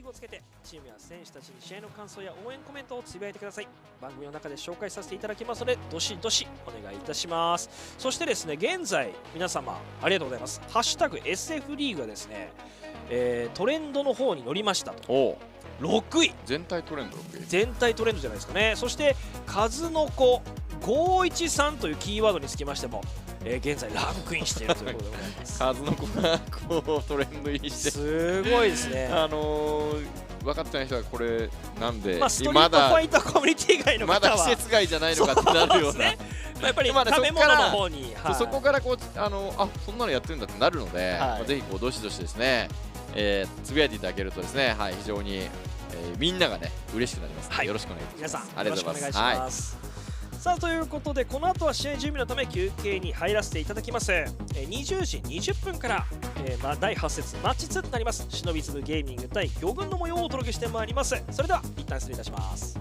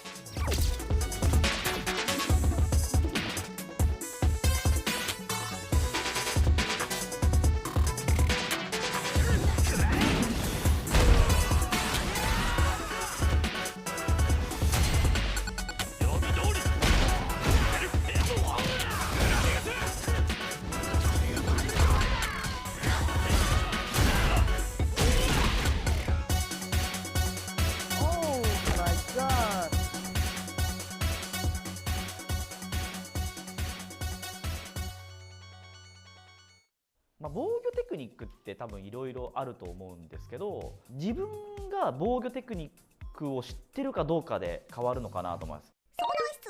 ジャンプ攻撃してから打撃と投げ打ってください、ね、攻めてる相手が攻めてる状態から打撃はガードするよ、投げは抜ける。何これ、俺無理じゃん、これ崩せないじゃん俺。これ実は遅らせグラップっていうテクニック使ってますみたいな。その時に大事なのってそれの弱点を知ってるかどうかなんですよ。はいはいはい。あ、狩ればいいですか。勝ってもらっていいですか。はい。投げが出ちゃうからそこを殴ればいい。簡単なのはあと垂直ジャンプとか、ジャンプこれでもう一番痛いコンボ当てるみたいなのがやれるといいのかなっていう。打撃と投げの2択だよって散々言うんですけど、はい、実は投げに対しては下がって殴ったりとか垂直ジャンプも混ぜないと実は崩れません。あとやっぱり相手が何で守ってるかを見る時間を作らないといけないなって思うんですよ。その時間を作らないと最後まで相手が何で守ってるかわからないまま終わったりする。やっぱりこう下がるって行動が結構相手を見る選択肢の一つになると思うので、まず一回下がるのが強いなって僕は思いますね。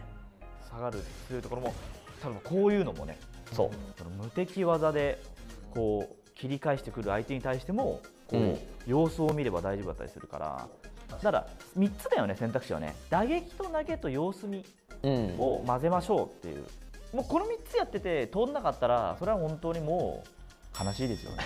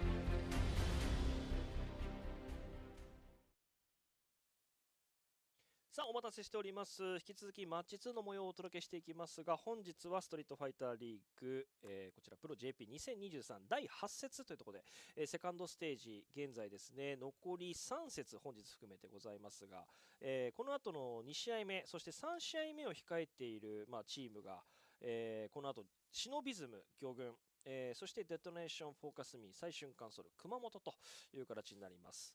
こちら順位表とかは出ますかね。順位表もし出せればお願いします。現在、魚群、そしてシノビズム、この2チームの対決がこの後行われるんですけれども、シノビズム、現在の暫定順位表としましては75ポイントというところで、かなり厳しい状況になりますね。いやもう負けは許されないこんなこと言うとあれなんですけど、負けてしまうと、理論値一応マックス3節分あるんで、一応120取れるんですけど、そうですね、120マックス取ってもファブには勝てないですもんね。そうなんですよ。ファブはもう、最下位から抜かれるということはもう今なくなっているという状況になります。で配信をご覧いただいている皆様のコメント欄の方でもですね何人かアドバイスいただいたりとかしてるんですけども、現在ですね配信送出の方のちょっとトラブル、皆様にご迷惑をおかけしてしまっておりまして、もし、音声にトラブルが発生している方はブラウザの方の更新ボタンですね、を行っていただいて、更新ボタンを押していただいて、読み込み直しを行っていただけると、解消できるということですので、もし何か違和感を感じている方は一旦更新ボタンを押していただけると解消できるかと思います。よろしくお願いいたします。さあそれではですね、両チームの選手入場を行っていきたいと思います。まずはアウェイ側から選手の入場です。その爆発力、カトンのごとし、日の丸異端児ジョニー。理論値を追い求める職人、リーサルの匠藤村。桃地より桃地たる最年少、忍びの切り札山口。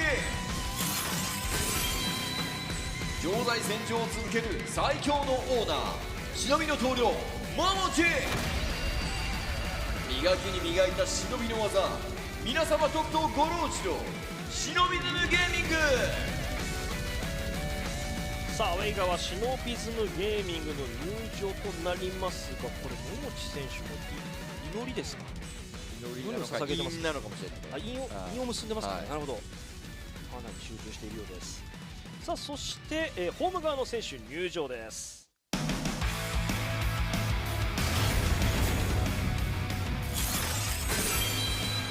涼やかかつ獰猛なるレインメーカー、激流の貴公子水葉。史上最高の仕上がりを見せる勝ち上がり、ヒーローオブサンライズモケ。今年はリーグの賞金首となるか、ミスター最適解マチャボール。奇跡の神話が今再び幕を開ける 2D シンマゴー。全てを巻き込み、俺たちは群れとなる魚群。さあホーム側魚群入場となりますが、こちらですねチームの方から情報が来ておりまして、現在ですね体調不良のため本日水葉選手お休みとのことです。Pro-JP continuing on with Section 8, excuse me, we had a little bit of a technical difficulty. I feel like we're still sorting it through, but one thing is for certain, it's going to be a banger regardless. GyoGun versus Shinobism Gaming. As you may or may not have noticed, there's a fourth person currently missing from the lineup of Team GyoGun, and for that matter is because, unfortunately, Mizuha, he is a little bit down in terms of, he's down in the dumps right now. He's currently sick. He wasn't feeling too well, but either way, he will be there in spirit. As it stands right now, Shinobism Gaming, they've locked in their order. It's going to be Johnny coming up first with Marisa, Fujimura with Ken, as well as Yamaguchi, our finalists for the World Warriors recently, with that DJ coming off of that hefty loss against Fudo. I'd imagine he's going to be as pumped up as ever to redeem himself, especially in the anchor positioning. It's a matter of GyoGun really setting up the right pieces of the puzzle to contest against Shinobism Gaming. But taking a look at the current rankings of it all, Shinobism Gaming, they're currently in third place with 155 points to their name.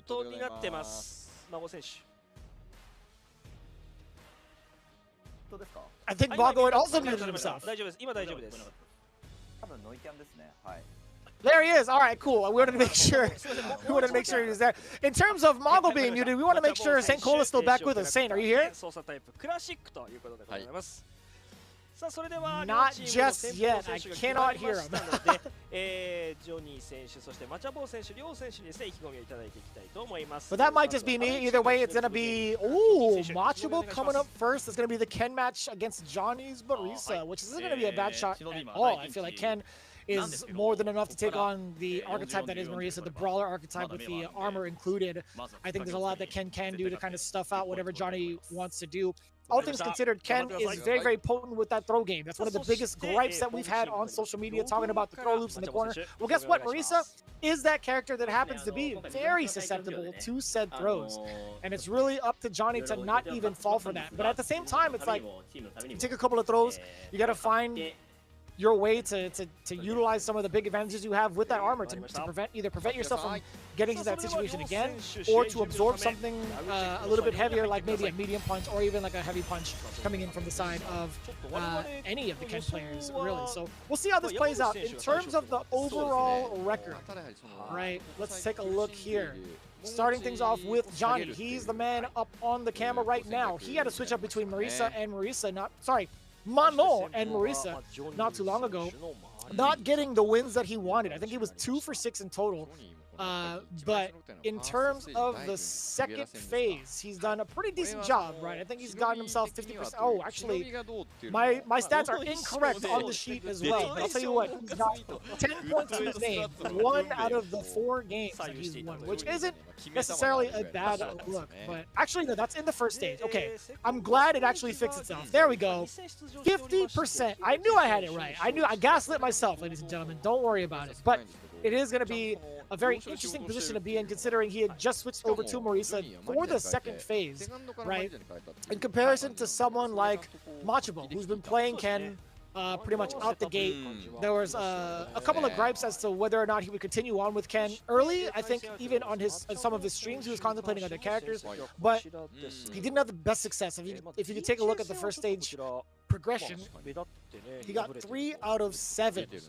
Right, none of them in the anchor position. He got himself 30 points to his name. In regards to the second phase, however, his win record, not too shabby. All things considered, though, he didn't play as much. Still 2 out of 3 with 20 points to your name. Not bad at all. Coming into another spot, being able to be the big opener. I feel like he has an opportunity to do big things for GyoGun, to be the big deterrent against Shinobism Gaming. It's really Shinobism's time to really prove themselves here. They're at 75 points. There's still a way for them to possibly make it into playoffs, but they need as many points as possible. Machabo being the opening play really puts on a lot of pressure, I feel like. But we'll see. We haven't seen as much of a highlight here from either character, either player just yet, I should say. Damn, that was sick.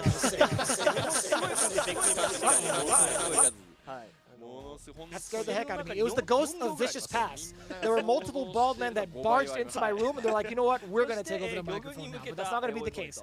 All right, so we're still working on technical difficulties. People in the chat, let me know how you feel about this matchup. I personally want to hear your thoughts on 1, the matchup, number 2, Johnny's transition into Marisa. Overall, my opinion, I think he's done fairly well with the character. I think this is the kind of character that would gel out well for him so far. It's not going to be of the Karin Kanzuki type, as we all know and love him for in Street Fighter V.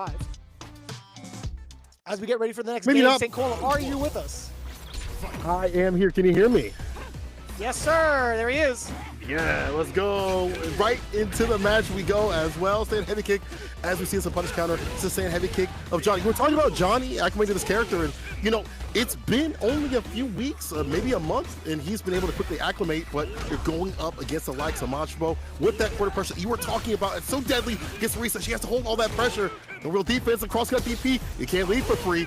That back throw, good tech though, but that's a perfect KO to sweep against a Superman punch off the feet. Great spacing. Machabo, ever optimal. That's the first thing we highlighted, baby. What happens when Marisa gets stuck in the lights or stuck in the throw loops in the corner?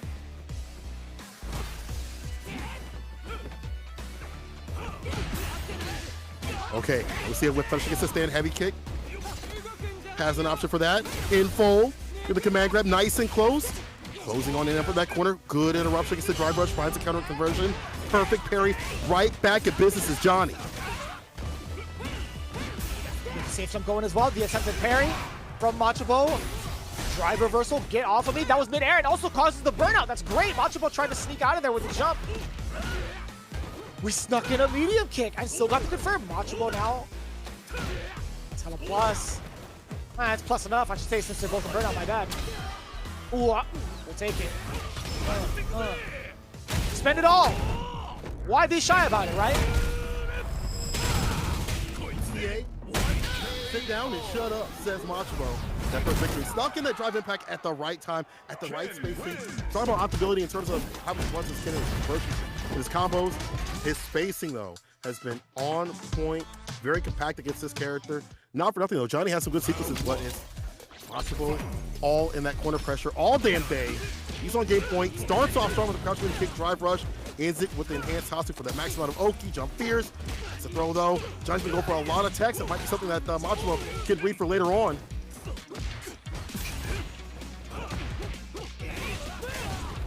He is able to get out of the corner, sneaking in that jumping light kick, but now it's all Johnny. This is a great moment for him to force the burnout against Machabo. That is a punish counter. There it is. We do have the burnout. There's going to be a gang of damage incoming for Johnny, especially in the corner.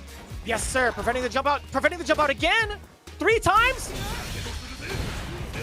Oh, he was buffering that days. Years ago. BC before buffering. No, wait, that's BC. Anyway. What? Machabo. Putting that pressure on. It's too early. You know what? You can still count it. BC buffered corner. Yeah, I got it. There we go. Round 2.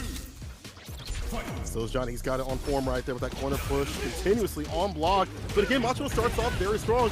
In like the innate defense of Johnny has been fantastic.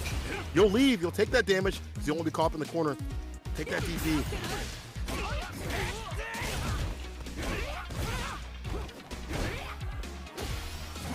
Damn, that's a lot of damage to the drive gauge.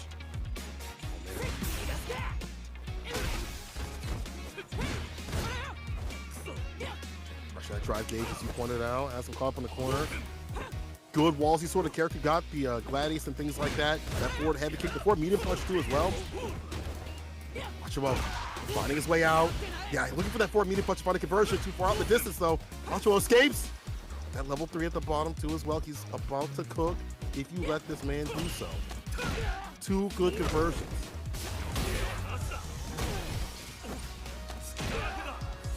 Or just 3 throws. We'll take that. Yeah, throws is going to be the name of the game in regards to this matchup, right? So long as Johnny's at level 1 and is in the corner. Damn, that was a big punish counter. That was mad far. That was like the tip of the sweep. Are you kidding me? That was mad far. Okay, level 3 after that forward medium punch, lurching forward to land this big roll damage. Into the corner.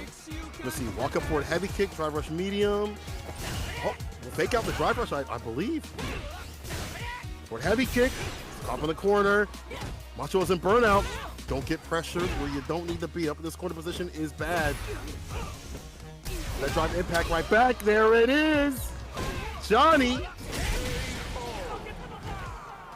Marisa looking really strong up in that corner. Once he has Machabo up in the corner, that defense is being tested and broken down. Now we're game to game. Felt like Johnny was the one in turmoil majority of the time in the corner, but it's the other way around. Machabo not having the proper defense to contest against the big muscle mommy, and I love that. We talked about the defense already off to a great start for the corner carry. The damage, not too bad, but now the forward throw. Oh, that is meaty! Jesus! Falling off the bone. Look at seconds. Crosscut DP. You charge extra. Free. No back throw, though. Oh, dang. Tax? The meat tax? That's the meat tax. Caught him ducking. Oh, the side switch. Shipu. Jurai. Optimal. He lives up to his name. Machabo on set point. What do you do here now if you're Machabo? How do you maintain this? That was a counter hit, and I love the conversion. Good recognition. Oh, the armor's still there. Johnny held it through. What a beast. Knocking on the door. Perfect parry coming on in. Back throw. now in that positioning to take advantage of Machibo's defense. Back-to-back throws. You can do it again if you wanted to. Ooh, that could have been it. DP after the Jinrai. There's the air right there with the Tatsu. No OD spin. Catches him, trying for that parry with the throw. Extra damage, the jump fierce. Perfect parry, back throw. Okay, you gotta run a CA to stay in the damn game. You need something big here. The drive reversal to back him off. About to be chip, no dip. If you let it happen, Machibo. Can he get like a crouching? He can get toe tap level 2. He backdash for the CA. Damn, you are so smart, Johnny. He knew he was looking for that toe tap into level 2 for that chip, no dip. He backdash, found the whip punish, and he's still in. Final game, final round.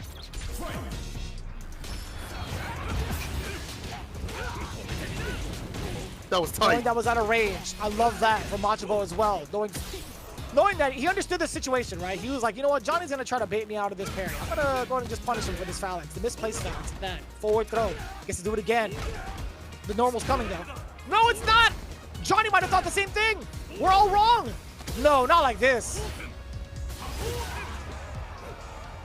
Buckley doesn't die to throws, but it's one more blow and that's it. Even OD Fireball could be an entry point. Has to be so perfect with these perfect parries. Gets clipped with a crouching kick, and that's it. The perfect KO from the side of Machibo. I cannot wait to see that from the throws, bro. You mentioned it. That was the name of the game. Those throws blowing up Marisa. And it's one of those things you have to learn innate defense to deal with in the corner. Easier said than done, obviously. Someone like Big Bird has drilled it out in terms of dealing with people's throw pressure and reading their intentions. Johnny not just there yet, and that was his demise. That's hard though. I mean, that's being in the away position. That's the ultimate counter, really. Like, find somebody with a very intimidating throw game, and Ken is easily going to be one of the best to do it in regards to that department. So with GyoGun putting their Ken out of the way, it leaves the rest of the squad to really kind of take over. It's a matter of either Mago or Moke at this point, because again, Mizuha, it's unfortunate that he's not here right now because of him feeling under the weather. Wasn't really feeling too great. He's currently sick. But this is a great shot right now for GyoGun to maintain their positioning currently in the realm of playoff contention. Not the best look for Shinobism Gaming. I can't tell whether or not they're going to be fully out of the running just yet. They're stuck at 75 points. They needed every point possible. Hopefully we can get the mathematizers to check that out. But in the meantime, let's count out some of the stats between Johnny and Machibo. So this is pretty huge, right? Look at the, this is the big story. 5 for 21. 5 for 21 throws, by the way. Yikes. Man. That is unfortunate. That's the name of the game when you fight Ken, but that's way too much though. Like, it's going to happen. You know it's going to happen. You don't want to take what happens if you tech a throw bad. But like, look at how much that had led up at the very end. Most of the damage that came from those throws. It's set up for other elements too as well. We saw the neutral jump. We're forcing him to go for like perfect parry, which set up for more throws right after, right? Like, okay, you're gonna go for perfect parry preemptively. I'll take the jump throw or dash up throw, whatever it may be. That was a sick sequence though from Johnny. He did backdash, avoid that super, that chip. So he has the awareness. He just has to be better from defense. But as you pointed out, it's easy to say that, but like on paper. But like when it comes to the match, when you're up in the corner and you're holding all these throws, you want to get blown up by like meaty stand fierce and things like that. What Ken can do, it's a difficult thing. Even likes of Big Bird has faltered in some matches. So again, this is why being on the opposite end, when being able to have a counter pick against these characters is so pivotal, so important. If you're not ready, you're gonna get caught. GyoGun, 10 points on the board. I don't know if Shinobism Gaming is out, like you pointed out, if they're done and dusted, but they should play like they're not. They should continue to play. If they are out, play like they're spoilers either way. But who do you send up next, though? I feel like, I don't know who you send up next for this. Mago? For Ken, I think Moke, right? Oh, okay. Yeah, I think I like Moke specifically for Ken, because we talked about, I think this is the discussion around the meta right now. I think Chun-Li does a really great job against some of the Shotos in the game, right? I think she has the right kit to contest against the fireball game. She has a fireball herself. She has a Hazanshu. That's just the basics of it. I think her range is really something to stop Ken's from moving forward as well. And also she does a really great job of being able to evade some of the throw games, right? She has stomp as an option. She has instant air legs as an option as well. So I think this is a really, really good choice just based off of those factors alone. And I do like saving the jury for the DJ against Yamaguchi as well. So yeah, I think the way that Mago plays his DJ in particular against like Yamaguchi is like a really good option. Now that you mention that, so I think that this is a good way to play. You know, maybe on paper isn't always the best of the worst, but like the way that he plays, like you know, when it comes to like archetype for the anchor, it may be to their benefit. Moke also, as you mentioned, with this Chun-Li having that extra option against these throws that we saw continuously, very smart, very good option. And also, I feel like her normals are really good in stopping drivers, as we've seen from Goichi. They'll counter hit light punch into mediums into corner carry and all the such. Swift thrust is the command normal. And Moke, the all-rounder when it comes to Chun-Li, maybe some of the best of business, along with Valmaster. Him and Valmaster, probably the best Chun-Li's in the business. So very smart pick. But Fujimura hasn't had the best in terms of results lately. I know that he wants to pick up and be better and find more than just what makes Ken strong. He needs to find out what makes him strong and stay solid in these matchups. Fujimura says, is it Moke? Really? He was saying that he isn't facing me yesterday. Anyways, I'm going to beat his soul out. That's the smack talk I want to see, Fujimura. None of this, I don't know if I'm prepared or not. I want to see you come full frontal with it. I like that. I'm going to beat his soul out. It's not even I'm going to beat him up. I'm going to beat his soul out of his body.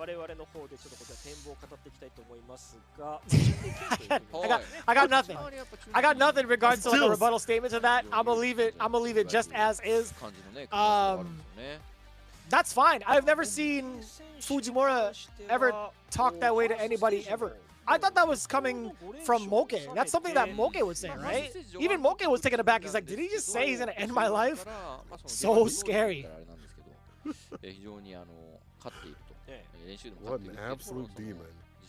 Hey, Fujimura needs that. He needs that energy, right? He's like, what, 2-6 right now in terms of wins? Yeah, I mean, like, okay, maybe not that kind of energy, but close to that energy, you know, like cresting on that energy, because he's like, what, 2 wins out of 6 games that he has played. And Shinobism Gaming is on a very thin sheet of ice right now. They need to stay A-OK above that qualification line to stay 5 and get as many points as possible. And denying these points to the other team right now, so I like that energy that coming with Moke says we do practice a lot together. I will end his life. As a rebuttal, Moke said I will end his life. That's fire. I like this energy from both these players. Yeah,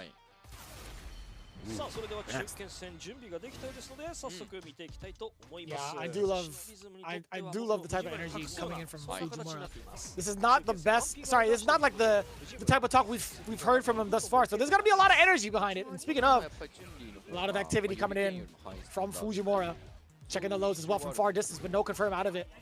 Moke already stuck in this corner. It's gonna be very, very hard to get out of. I feel like, but Chun-Li can make the most of it. I feel like. Air game is really on point here for Fujimura. His hell parry is really good. Finds the forward heavy kick though. Clips the crushing kick, gets a punish counter, drive rushes in. ODDP immediately. Fujimura establishing the rebuttal and the reversal game off the bat. First round. Uh-oh, can't throw that out. She's got the range on these buttons. Already pushes Fujimura to the corner.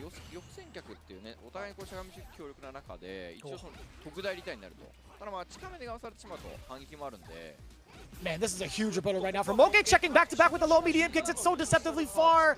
Fujimura not able to get the whiff punish the first time. Thought he could walk his way in, and Moke checked them once more. That's actually so difficult to try to even contest. And we saw the handshakes of destiny 2 times over.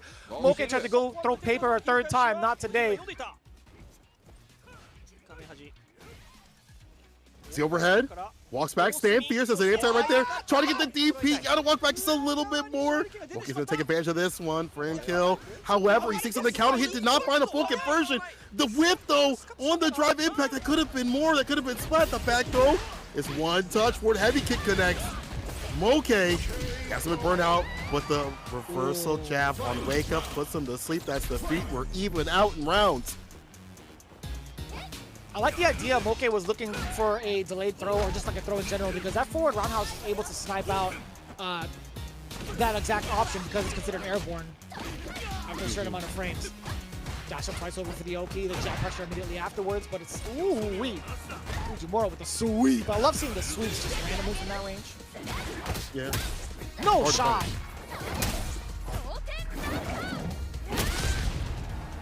Okay. That fantastic level 3. Big lead, and he's got bar to utilize too as well. And the fireballs for the oppression and approach walks on in nice and easy. Fujimura in burnout. Play perfectly here. Do not let her get going alone. You are in chip territory, my friend, in terms of just harassment continuously with these fireballs. Toe tap, looking for something on hit with the level 3, trying to find the overhead with the level 3. Will find it after this sequence. Into DP, into CA. You're dead. Into a dump of the dead, damage. right? Oh, I thought you were hella dead off of that. Plus frames. Oh, not plus frames. Oh, wait. It's chip. It's absolutely chip. And excuse me, that was plus because of the burnout situation. That was actually mad smart. That puts him at +2 with the OD fireball. Really, really smart to kind of force that, almost force the chip out. Really, Moke was just trying to get out. He was just trying to get out of the damage. Titanic, man. You on a Titanic, it's difficult when you're fighting like Sakin up in the corner. We've seen it all day. OD Tatsu as an escape plan, very smart option. Want the DP as an anti right there, denies the overhead or any sort of guess after that drive rush. Impact right back though, is Moke. For the side switch, yes he will. Drive rush to get that extra amount of damage too. So sneaky too. Didn't have really much to his name. Fujimura was kind of forced to take that. A slight delay for Moke. Can you spend the rest of it for level 1 to do the damage? Is it? Oh, level 2 actually built it just up. I'm loving that. Just enough to get the continuation fears, jump fears that is, Moke on the board with a round for game 2.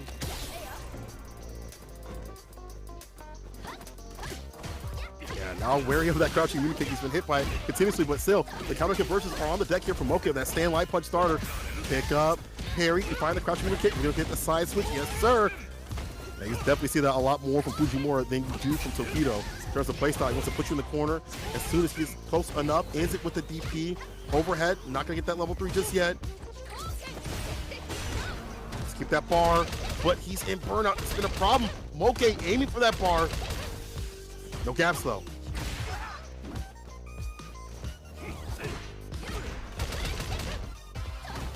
The amount of chip damage you get from the 100 kicks, man. The lightning legs. There's so much damage that racks up. Huh? Okay, I was a little bit of an awkward transition there. Fujimura, OD. That was a. Speaking of, that was a sick conversion off of the punish counter roundhouse.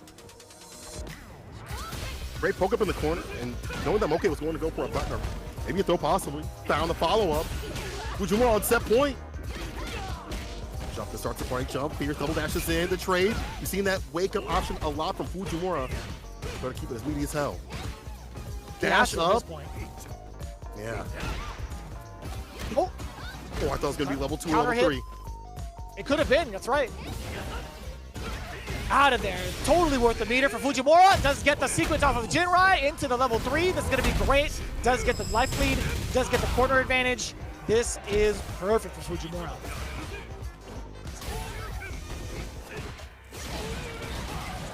I love that. Steal your turn back. Yes, absolutely. Steal your turn back. He's going to take his soul. He talked about it earlier. That's the exact way to do it. Put yourself in a negative situation off of the overhead, make them think it's their turn, and then OD busts out. That's the type of disrespect I love to see from Fujimura. He needs to play like that against the people he's comfortable with, and he did just that. Even Fujimura smiled on his face. He's like, you know what? We got a lot more to lose than these guys. I'm going to go ahead and do it anyway. I'm going to let it rip. Dang. You know, that's a good thing that you mentioned, though. Like, they play each other so much that you understand their tendencies, so you can do those risky things more often because you have a read on how they played for months upon months, years upon years, whatever it may be. You understand that these things are going to work because you know how they're going to play. Just some random on CFN. You know their tendencies, you know their personality. And Fujimura going for that ODDP and way more in his bag. We talk about how Fujimura has historically understood what makes a character good. That OD Tatsu as an escape option was really fantastic. You don't really see a lot of Ken players utilizing that, and they should because it's a really good escape option. If you get it on hit, that leads to even more damage too as well. It forces people to really think about how to like step back and deal with you. And Fujimura, escaping the option or escaping the corner and not have to deal with all that corner pressure that Moke's own to layer on continuously. Help lead to his victory. Good stuff for Fujimura. Also the ODDP. That was dope. All right, I like that. I was sick. That's, you know, what's funny is I get hit by that a couple of times in ranked, and I'm like, you know what? I respect it. You know, there's a saying in the FGC, you're only negative if you're a, you know, a fool. That's the word I'm going to use for now. But anyways, that's a little bit lighter. But I'll tell you what, man. The facts are the facts, and the rules are the rules, okay? That's just how it goes. Taking a look at the stats going into it, right? A whole different perspective when it comes to the throw game, but still just as effective, right? 3 out of 12 is the number we always love to highlight, or is the factor we always love to highlight in regards to these stats. Being able to tech the throws successfully against Ken. It, you know, it could be a huge detriment, but I'll tell you what, man. Everybody has to go through it. Even Kens themselves if they face off against another Ken player. You know? It's sometimes the case, but right here, it's all Ken play up in that corner. He did tech, or he took all the throws on Fujimura's side. I mean, he took all his throws. DPs, though, we saw the first DP to establish real early up in the round. He will wake up with that option, and then he rotated other wake-up options like light punch, medium, and then also parry. Felt like he didn't want to block too often, which was actually to his benefit. And then the ODDP for the closer right there. That is 10 points both sides, and that means one team will be moving on with 30 points to their name. And that means also, because Mizuha is out sick, it's going to be Mago coming up against Yamaguchi. Now, it's a matchup that, you know, I talked to Jack recently. He's like, I don't like this matchup, and yada yada, and all this stuff like that. You have to play a little bit more patient if you are Jury comparatively than you'd like to. But I think the stylistic difference actually may help out Mago, because Yamaguchi a little more on the defensive side, and he can either turn up sometimes or stay defensive. There's not really a middle ground with him, but I feel like I like him playing more defensive overall. But against Mago, someone who is like November Mago, who has been in his bag recently, it's going to be a hard one to face off. And I think we got to change it, man. It's this month has been his month. I agree. It's definitely been an upswing for sure. You're asking for something pretty difficult to contest against, right? You know, the grand finalist from World Warrior, who had just faced a really tough opponent through Fudo, and obviously he's got to be feeling some type of way. There's got to be a lot of pressure going towards him, but at the same time, it's like, man, I want to play. He's got to be motivated to play out of his mind, right? He might just be able to take it out on Mago, but we'll see whether or not that comes to fruition. I think I fear for Mago more so than I do for Yamaguchi. But I do like the insight coming in from Just a Kid, right? Talking about his perspective of Jury versus DJ. I kind of wonder how that's going to be played out. Like, I don't have enough experience in terms of like watching it as much, which is weird to say because most of my CFN matches have been watching like Luke's play, Ken's play, JP's play, and DJ's play. I haven't really seen like the Jury as much at a high level anymore, which is a weird thing to say, right? I just think overall it's going to be a very complex strategy. I don't know what the meta is like anymore now between Jury and DJ. I mean, I think Jury has kind of changed because, and this is like not in the front to like Jury players in general, but meter management has been a difficult thing for a lot of players. I mean, even Jack himself says he has difficulty managing his bar, when to dash in or use like the walk speed, and when to use drive gauge, because he feels like he's on the back foot when he doesn't have that gauge, or he's in burnout continuously when he shouldn't be, or he's not able to find extensions that he wants to. When you want to spin level 2 as well is also been problematic for a lot of Jury players. Sometimes you see Jury players not expend that level 2 when they should, or they don't have the right conversions, or people don't falter, they have good defense, and it's like, well, I've spent all this bar, I have really nothing left in terms of damage, have any stocks left, what do I do? So maintenance is still a thing for Jury, and I think players are still trying to figure that stuff out as they go along. That being said, once you have a grasp on that and you have your own game plan, she's a really good character. And we see that with Mago. He has that style of maintenance, it's there, and he also has that whip punch style that Femi had noticed and pointed out continuously, that he's like waiting outside that range for stand fears, to drive rush in to whip punish and not just to get in to start the push range. Like, he's looking for a button continuously. It's led him to victory in the past 2 games, I feel like, that he's played. Last time that he fought Yamaguchi, he actually played Kami, but now it is the Jury. Yeah. We'll see how this plays out, man. I'm actually very curious to see how much practice Mago has had against some of the best DJs that we can ask for, right? One of the things that he's highlighted pretty well is that he had beaten up Dogura in the second phase. He had lost to Yamaguchi, so this is, in fact, the run back for Mago in this second phase of the game. Overall, I think if you look at his phase 1, he had taken down Fudo I don't know if that was against his DJ, but I'm gonna double check. It was. Let me check real quick. Shouldn't take that long. Yeah. So interestingly enough, Mago had beaten Fudo before in the first phase, but that was in a sudden death matchup, and that was with Cammy, right? So it's a whole different look now. He's currently at the deficit against someone like Yamaguchi. Can he, in fact, get the big rebuttal? Can he get the rematch and get the W? Because this is huge right now for GyoGun. Ultimate test to go up against a matchup like this and someone as strong as powerful that made that second place spot out in the regional finals. I think when you have that energy of like, I made it there, I deserve to be up here, and even further, it's only to take you further. Yamaguchi understands this. Mago has his work cut out for him. There's the anti right there. Swoops on in and gets a grip, meeting with the fireball. We parry those to keep the gauge nice and healthy. Nothing after that crouching mini kick, did not commit to the drive rush. Right.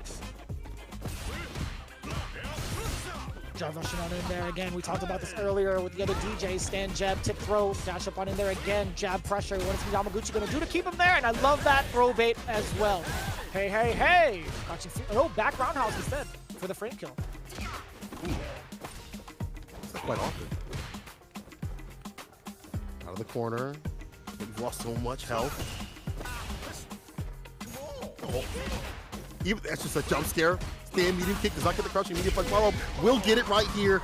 And that's Yamaguchi being an iron wall himself. Hard to break down or even just drive rush in. Get clipped with that crouching medium punch. Starts off the party with the light. Oh my god. The range? Jesus, the damage! What in the heck is that? What was that? That was on the one just cool punish counter, bro. Bro, I've been watching these DJ players playing this character, and I still don't understand how he dumps out all that damage. But not enough to kill Mago just yet. He's still got that level 2. Can he exercise some mix up in the corner? Some corner carry? To start, drive rushes in, finds the overhead. Pick up the jump medium. It's a grip right after. Next to throw this time, Yamaguchi staying fine, light. He tried to walk back for a possible crouching medium punch. Shimmy, there's the sweep off the feet, baits out the ODDP. Mago, bet it all. Yamaguchi takes the first game. That was very much so in Mago fashion, by the way. That is definitely something Mago would try to do towards the end of it all. Good on him to be aware of the life he had left, and the risk assessment was crucial. It was like such a split-second decision to just kind of sit there and block. What a read. You have the big opening for the 2D God, forward throw. Stock up your rest of your fireballs, yes sir. Good reaction to the drive rush. Stock up the middle. It's hard to stock up against this character. You can jackknife on block damn near any point, so you have to do it in conversions and combos. Mago has him covered from the corner. Way better, finds a finesse and bless. This will put him to rest. In a little bit more confident on that ground game. The Mago we're used to seeing. I love that, by the way. That was conditioned by what, 3 to 4 throws in the corner? That was a little bit too high up on the dive kick. A full conversion for Yamaguchi, punish counter into the corner. Oh, the uppercut, that's what I'm talking about. Mago, not scared of it all. That could have been big for Yamaguchi. Good awareness from Mago, knowing that wasn't going to happen. And a misstep. What was that for the OD Fuhajin storage? Conversions up to level 3. Gonna spin just yet. So desperate here for Mago. Fishing with that crouching medium kick. There it is, off level 3. CA, I'm sorry. Even more damage, even more killing of the drive gauge. Yamaguchi not gonna die. Kill potential is very high with the sequence. Mago, he tried to bait out something from Yamaguchi. It could have been like an OD, but speaking of which, it finally comes out, and also in Burnout is Yamaguchi, and he still manages to get the throw, and he shakes up Mago to the core, not even giving him time to think. Mago not ready for the response either. That was actually pretty damn gutsy from Yamaguchi, but we'll take that. The page out of his book, like a sweep.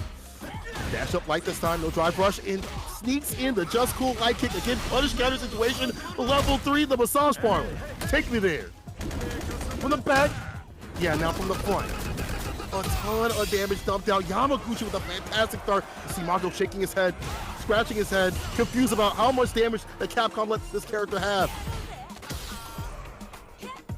How come Jury doesn't do that much damage? Oh, thank gosh he doesn't actually. That jump fear is very tough to defend against sometimes. You might have to opt for the parry, but totally fine with Mago. The perfect parry. Speaking of which, punish counter. What a cross cut at the last second. Well, that jump fierce is everything right now, locking Yamaguchi down, killing his drive gauge, his activation. That situation, all these plus frames that he had right after, finds an opening. Once again, that jump fiercely is harassing him, but the back throw happens here for Yamaguchi. Not enough to kill though. Just drive rush in with a sweep, that's the feet. Dang, saw him walking around, standing up, set him down. That was good stuff from Yamaguchi to say, hey, if you're not going to be blocking low, I have something for you. He gave him the good old, what are you standing up for, huh? Oh, that could have been everything too to start things off, but it's totally fine. Yamaguchi still able to pick up. After the dive kick to rearrange the positioning, Mago now finding his own opening, dashing up, standing medium punch, actually gets a counter hit against Yamaguchi, and another, but this time a punish, baiting the throw successfully, charging up the Fuhages. Yamaguchi, it's up to him to get out of this corner. No, sir, not without paying the fee. Up the momentum. He gets tired right there with the back heavy kick, which the throw, but no big deal. Still finds a low. Mago, a lot more structured on the ground game. And he's able to play patient and a little bit more confident, a little bit slower, as Jack had mentioned. Even Ajax has mentioned too as well. With these parries, he's able to stay in and stay compact. Oh.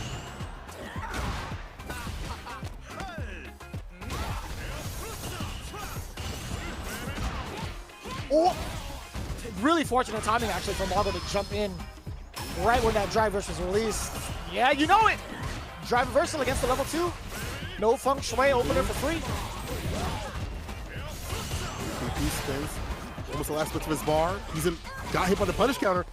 He's in burnout. This is bad. You're caught up in the corner. Jump, medium punch. Finds. No back throw, just a normal throw. Throw the whip with a back heavy kick, and that's it. That was enough time, too, to get a punish counter. He was still stuck in recovery, hence why punish counter even happened. Mago, in a very fortunate circumstance towards the end, that's got to be a big confidence boost here. I don't know if that changes much for Yamaguchi, though. Throwing out the Sobat, now the heavy fireball, then the medium fireball to check Mago from even approaching, trying to lock down this corner game. It's kind of crazy how fast DJ can bring you there so quickly. Yeah, I didn't even notice it. And can deal a lot of damage all the way. You see that heavy ender right there with Sobat, perfect parry. Mago's defense into offense has been spectacular. Okay, strike throw, gonna go for a throw. No, we wait and bait a little bit, but Mago simply walks back, no DP from him. I don't know what that dive kick was, you're gonna dive for it. I don't know, man. I'm not a fan of the dive kick from being that close up. I can't tell you, I can't even read what Mago was anticipating at that moment. Maybe shades of Cammy, perhaps. Yeah, not the same reward for this character, unfortunately. Yamaguchi on set point. Whistle block plus, go for the throw, he's out of there. Can you make the magic happen? He's got that level 2. Cross-cut DP, can't leave for free. There it is, activation. Is that reversal? No, he's gonna hold it. Draining down the drive gauge, a very expensive one. That knockdown is everything for Yamaguchi, as well as the back throw, draining out the rest of that feng shui engine. And yeah, he's keeping Mago in the corner for sure. We're actually very close to a checkmate scenario. Yamaguchi, can he solidify? That far at the bottom, that CA. Don't let him in. Don't let him slur him on in. Hit. Ooh. Trying to guess. Four throw. Did he bait it out? We wait, we bait, we decimate. Yamaguchi gonna seal the deal with a stand fierce. Didn't even need the bar at the bottom. 3-1 over Mago. That is a huge turnout. That is an absolutely huge turnout for a team like Shinobism Gaming. And I think that puts us down to a tiebreaker, if I'm not mistaken, right?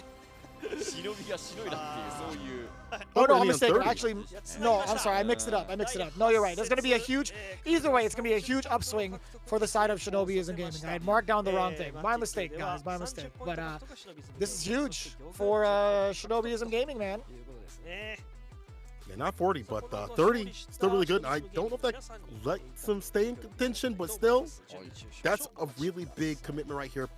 You know, Yamaguchi said, you know, we have to win. We're just going to win. I'll think about everything else after winning. And so he did. He thought about, let me just get this game, take down Mago, and then we'll move on from there. And there you have it. Yamaguchi with a big victory over Mago, who has been on fire. Yeah, he lost to Itazan, I believe, the last episode. Before that, has been getting back in business with the jury. And I honestly thought that with, you know, the energy that Yamaguchi has, yeah, it makes sense for him to get the W. But the way that Mago's been playing, he'd be a good rebuttal. It wasn't meant to be. Yeah, it was a tough call. I think with the pace that Yamaguchi was playing and also some of the erroneous decision-making that Mago had made towards the end of that, right? That one dive kick just really sticks out to me, man. It's very much so something that Mago kind of just like maybe had a very big read on it. I can't even imagine what he wanted to anticipate, maybe like a delayed anti-air. He's like, you know what, I'm going to try to sneak one of these in there in case he tries to anti-air me. But I still can't really say that with confidence. But what I can say with confidence is that Yamaguchi, he's been one of the top dogs, I feel like, with this DJ, if you consider his record thus far. Now he's currently 5-9 in the second stage, but even previous stage he was 5 for 7. So at least he's been very consistent with the amount of wins thus far. I can't wait to see what his stats are going to be for the anti-airs. One thing I like is that, yeah, the back heavy kick did whiff and was in punish counter state at least once. But when he felt he wasn't comfortable enough to get an anti-air against like the dive kicks, he would just reset himself, go for a dash-up jab or like a drive-rush jab, and not go for anything risky like a charge-up, you know, DP or something like that, whip outside the distance and get punished or anything else that might happen. I like that he had those adjustments and went for safe and solid options. We did see Mago with some solid options of his own on defense. He went for a lot of parries against the fireballs to keep his gauge up healthy and things like that. But the clutch decisions from Yamaguchi allowed him to stay solid against like things like level 2. We mentioned level 2 being a dangerous thing from Jury. She's able to have these resets, and that's where she's going to be able to dump out a lot of damage. But we saw the drive reversal. We saw him not get baited for a drive reversal the second time because we saw some stagger step inside of Mago. And I think that defense that Yamaguchi has had inherently, we've seen that in Street Fighter 5, we're seeing it here, has helped him stay solid with this character. And way better form right here. Again, when you get to that top spot in regional finals, even if you didn't get that win, you're hungry for more. You're hungry for more blood. And Yamaguchi, for his team, said, I'm going to focus on this W, and so he did. We are getting the interviews coming in from the winning team. Again, we've talked about how important this is for Shinobism Gaming. That finally breaks the threshold for them, being at 105 points, question mark? Because they had, what, 75 going into it, if I'm not mistaken. Yeah, they are at 105 points, which is pretty significant, right? I feel like if they were to have, since they have 2 weeks of gaming left, their potential right now is 185. Right. I think being at 185 could maybe do it, considering the rest of the teams do poorly. But what it also means is that they're not necessarily out of the running just yet, which is crazy close, by the way. It's crazy to say. It's super close to even imagine it, but it is not out of the realm of possibilities. So with that in mind, Momochi had his first statement to say Yamaguchi was doing well recently, so he was the anchor, which makes a lot of sense. Obviously, Yamaguchi had a very fantastic showing at this weekend's World Warrior Finals. He was talking about Fujimura doing well also, so the only big question was either himself or Johnny starting the matchup, starting the team battles off. So I think it wasn't a bad look either with Johnny. I think Marisa was doing a fine job against Machima up until he got thrown, right? There's so much you can do, right, facing off against a team that has like this type of lineup. But I wouldn't have mind. I really wouldn't mind seeing a Luke up there to start things off, perhaps. But I totally get it, right? We're starting to see the big decision making from Shinobism Gaming start to kind of come together, but it could be sharpened up just a little bit with these next 2 weeks remaining. Especially like Momochi, where Bonch had mentioned that like last week, where Momochi wasn't on form with this character just yet. He hasn't had the same amount of time to grind out Luke, and so he's not just there just yet. So maybe that's also why we might be seeing him on the bench this week. You know, maybe he's just not feeling comfortable enough, and that's the way that things go out here in Street Fighter League. Able to rotate your players out, and someone's just not ready, you put somebody else up, or for matchups. That's the strategy that you have. So Fujimura says, I got his soul. As I said earlier, it was a close fight. I was lucky. So So at the end of the day, he was still kind of nice. He was like, yeah, I got a soul, but I was kind of lucky. No, Fujimura, you got to roll with that energy, bro. Like, I got a soul, it's mine. And just in it like that. But, you know, Fujimura, he's a nice guy, super kind dude, but not when it comes to how he plays. And ODDP was absolutely devious. But again, they play each other so much that that's why you see those things work out more so than I'm just going to do it. You know, he's like, I know that you know sort of thing. So that's why things like that work out, and that's why Fujimura go for those options. Or maybe he just did it. I don't know. Sometimes I'll talk to a player, they'll be like, you know what? I just felt like it's going to work. And there's just nothing, no reasoning behind it. You know, maybe it's like that too as well. Who knows? Yamaguchi says, I was nervous from the time I was chosen for the anchor game, but I'm so happy I was able to keep the team still in the survival range. So they are still survival. So good call on that. Yes. There are a couple of words that we're getting from Yamaguchi to kind of finish out the interviews. He does talk about DJ just a little bit, but again, his performance over at World Warrior, he was playing like a madman. But then towards the grand finals, he faced off against someone who happens to be the maddest of DJs, I feel like. But he, again, as much as everybody had been talking about it, it was another speed run from the side of Fudo. I also think you can't deny the progress that Yamaguchi's made in the forefront of it all. I think him figuring out how to play DJ at a certain level, what he's capable of in a different perspective, I think Yamaguchi's done that pretty well in comparison to someone like Fudo. I think obviously those are the top 2 DJs in Japan. Fudo, I think Fudo might be the top DJ in the world, but Yamaguchi, he's in contention for being in the discussion of top 3. Yeah, 100%. Well, with Hot Dog, him, Hot Dog. Yeah, I think those would be like the top 3, you know, really. From the Asian region. Oh, yeah, Shein as well. I'm sorry, bro. I'm sorry, Evo Champion. Shein has been talking a lot of mess up on his stream recently, so if I don't give him credit, I'm going to get it. So Shein also up there as well because he qualified. But you know, Yamaguchi's out there. I definitely think that we see that more confidence. You know, when we saw him during the World Warrior, it was either he was destroying people or he's getting destroyed. Now it feels like there's a little bit more of that balance in his gameplay, a little more of that confidence. So good stuff to him. Momochi says 2 matches left. All players need to win every game from this point forward. Every game needs to be a W. Can you imagine the amount of stress, Vicious, to have every game be a W? First or 2, first or 3, doesn't matter what it be. Every game has to be a win. I cannot imagine it because I will never be in that position. I'm not gonna lie to you, man. This is truly the ninja way. I feel like this is like the hardest path they've chosen, but they're gonna do it with stride and honor no matter what.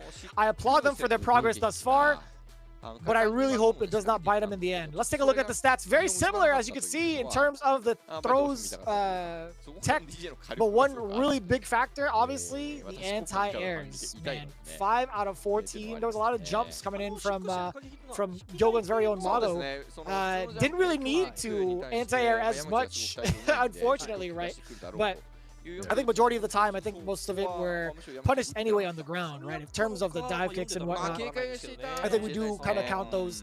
But a really, really funny factor to kind of add in there.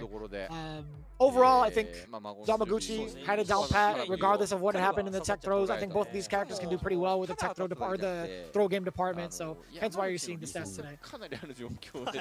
Yeah, you might be caught with the stand fierce from Jury or the crouch fierce from DJ. You don't want to be, you know, teching too often against these characters that lead to so much damage, or for Jury's more positional advantage or stock ups or what have you. But either way, again, Yamaguchi, even though those anti-airs are not a ton, they did lead into a lot. And again, as you pointed out, that dive kick, not sure what that was. Maybe Shades of Kami, here's the other character, whatever it may be. Yamaguchi, in return, had counteracted that, found a punish, and for the reason why he gained the 20 points for his team, 30 points for Shinobism Gaming. As we mentioned, they need as many points as possible from here on out. Every game has to be a W. If the moment they hit a L, it's over. They're out. That's just them playing spoiler, but that may actually push them to get that W as an overall. That may actually make them stronger. They know what's at stake now even more, and for top-level players like this, it may actually make them even more powerful. And we've seen, you know, change-ups happen throughout this entire league where even just today, FFV Gaming losing, I did not expect that. No offense to CYCLOPS, FFV Gaming OSAKA. That was a top team getting struck down. 30-10 on that side, too. So anything can happen out here at Street Fighter League Japan. Couldn't agree more, man. Really couldn't agree more. I think there's a lot to be said in regards to the progress that some of these teams are making. But with the pressure stacked on them, with the amount of points that they need, it could be a coin toss. It could be an absolute coin toss. We'll see how it plays out in the next section. But moving on into it, speaking of, Saishunkan Seoul Kumamoto facing off against DetonatioN FocusMe is what you could expect for the upcoming match. I'm going to enjoy it, and I also enjoy lovely hair products, if you haven't noticed. I am a big fan of that. With as much as I seem to lack in that department, I can definitely appreciate it, without a doubt. Ain't that right, Sinkoma? Oh yeah, I can definitely appreciate it. Maybe not as much as you, but I can definitely appreciate a little of these clear products right here. Keep serious. Bro, I do want to order this. I do want to try. I do want to see how well it does to my normal hair products. So maybe I'll scan that QR code and see what it do. Or Capcom, make it run a little special and have a quick YouTube video. Capcom, see, maybe it's Maybelline. Hook me up. Hook me up. I need a lot of bottles. You have to ship over a couple cases, okay? Not just a few. It's not going to take a few squirts. It's going to take a whole bottle, if not more than that. But you can also support the teams that are out here right now. Go to the Battle Hub, buy these, use the fight coins, or if you want to purchase them outright, you can do so. I have the, let's say I said Good 8 Squad, FPV Gaming. I'm going to start picking up the ones for the US. EU, I'm kind of partial to Guild Esports. I might just buy them all. To be honest, at this point, I might just buy them all. Support everybody. It's tough, man. It's a lot for me to grind out, but I will say this. I think I'm more keen to shouting out the boys over in the US side, right? I'm going to show my full US bias, man. I love these teams. I love these players. They are very much so a very influential part of my life, and I think overall, it's part of one of the biggest things that we could ever ask for, especially with Street Fighter League Japan that's been going on year after year. The fact that we even have a league and people are giving their time of day to check it out wherever you may be. Obviously, we thank the hell out of each and every one of you guys for even making this happen and for showing and garnering interest for something like a Street Fighter League. We have it as well. We see it in some of the caravans that they've thrown down for some of these teams, right? With Good 8 Squad, Cyclops, Ikuza, as well as Shinobism Gaming over at Sky Studio. I love that place, by the way. I would love to take my time and before EVO. I'm planning to go to EVO Japan, so I want to at least visit a lot of these caravans as I go through my Japan trip. And also, we had our new challengers event happen last weekend with some of the big influencers. We actually had a handful of VTubers on one team. Well, guess what? We got another one of those bad boys coming for Japan with the KZH Cup coming up real soon.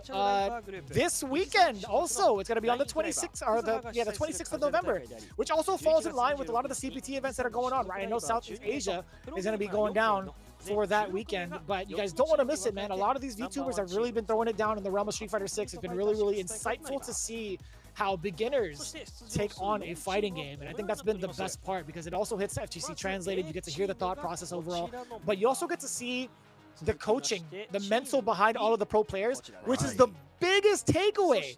You get to be in the minds of someone like Kazunoko, of Fudo, of Haitani as well. Haitani's been throwing it down every single day. And of course, Daigo, the Beast Umehara, we get to see him coach a team. This is huge. We saw how imperative he was to the Umehara Gold Squad every single time. This is a huge opportunity for you guys to dive into the minds of some of these pro players and to also be in the shoes of some of these beginners as well. You get to relive that experience and see it in a different light.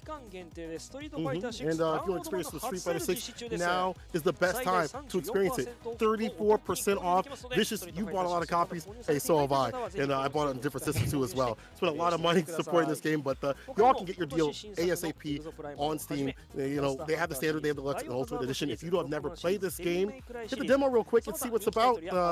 And what we're going to be about after this break is going to be DetonatioN FocusMe versus Saishunkan Kumamoto. I saw Itazan dreading this match, afraid of the black-hearted one, as he had called it, that is the Emperor, Nemo, possibly coming up to fight him. We might be seeing that match. We might be seeing a lot of smack talk. You do not want to miss what is coming up after this break. It's going to be an absolute banger for our final match of the day. That, again, is DetonatioN FocusMe versus Saishunkan Kumamoto. Get your stacks. Come right back, because when we return, more Street Fighter League Japan 2023 coming right at you. And hey, hit that subscribe button, hit the likes.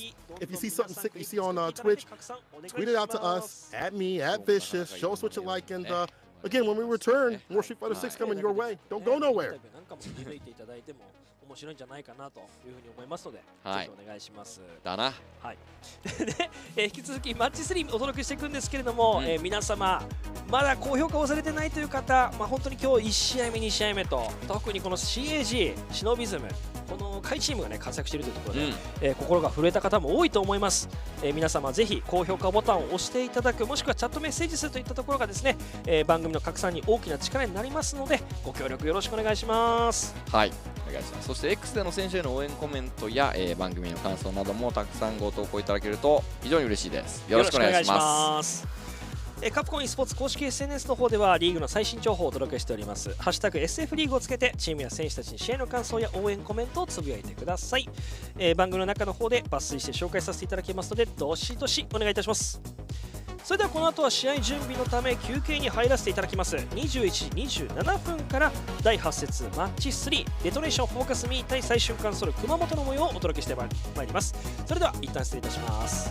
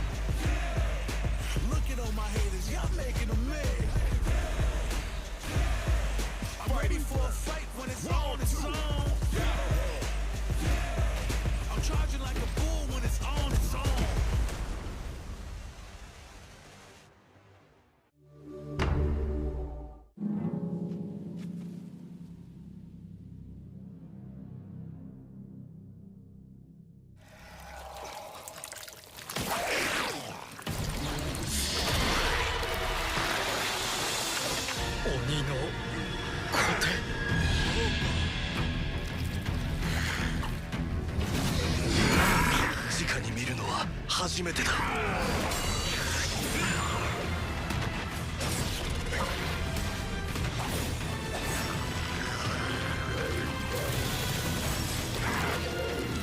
これは夢か幻か。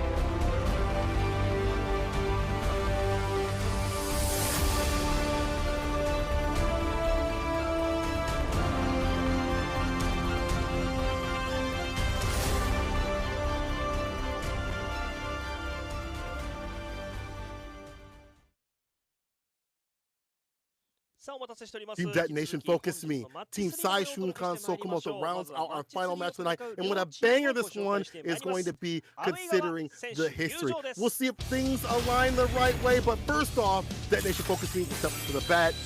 They're starting off with one of the strongest players in the business, Fudo, with attack on Heavy Tank and Drive Gauge Shu with that DJ play. Right after is going to be the Trickster, always with that sick mix to do it. John Takeuchi with that beautiful Rashid. Right after is going to be the Shuku Jirai. He always lets it fly. Evo Japan champion, Naomin on the can. Last but not least is the one, always called as the meal ticket, but also staying strong, Itabashi Zangief. I had to say it right because it's the Itabashi Zangief recently. This team, Detonation, is damn near reigning supreme. They're in the second place spot. They're doing fantastic so far. Damn, Itabashi is locking in on that down. I think it's down on the D-pad to get that face from Zangief.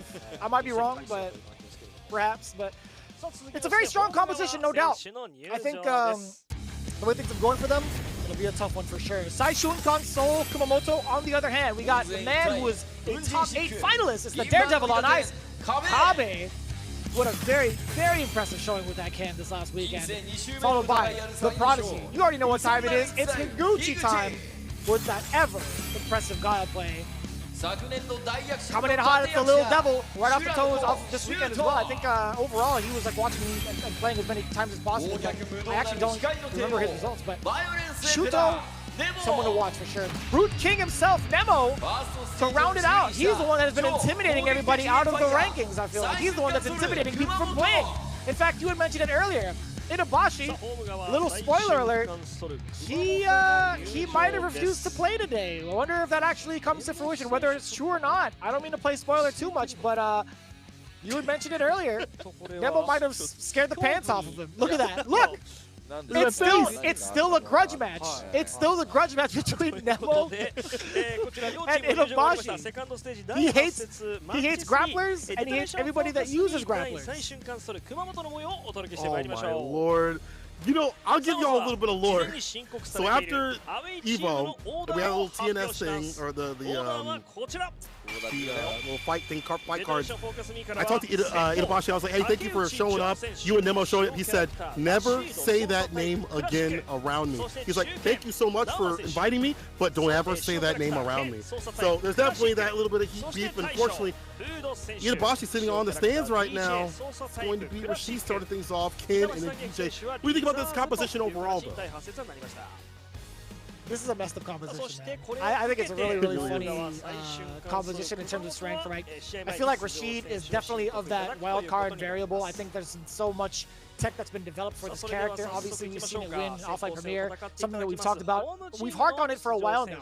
I think it's still an important factor. Rashid taking down an offline premiere in Singapore with some of the strongest players we could ask for of that region.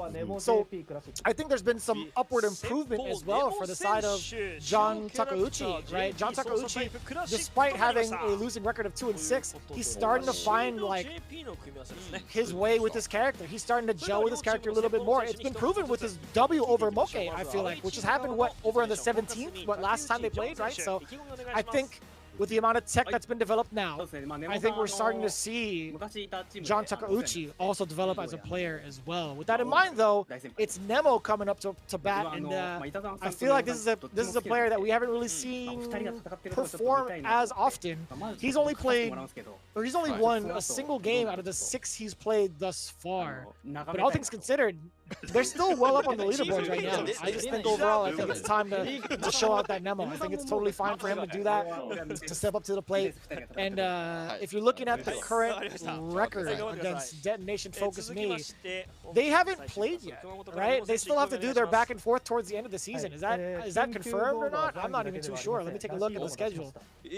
For Seoul, let me see. Maybe it's actually wrong on the scoreboard, right? They definitely played in Section 3. I don't know why it says different, because I have it on my Google Doc. But before I finish rambling, let me just get that score for you one more time. Yeah, they actually fell short to DetonatioN FocusMe in a tiebreaker match, and actually they didn't. Yeah, they really didn't play against each other. Nemo didn't opt to play in that matchup, so it's a very interesting development here for Nemo stepping up now. I guess he's not going to get what he wants in terms of praise, so he'll have to take on his former teammate. As Nemo said, he played with John Takuchi on a different team. He respects him, but he wanted to see Itazan play Nemo too. He wanted John Takuchi says this. I want to see Itazan play Nemo. I wonder who would win between that. But you're not going to see that today. Unfortunately, Itazan is on the stands. Unless we get like a tiebreaker, that'd be really sick to see. But either way, probably not going to happen here.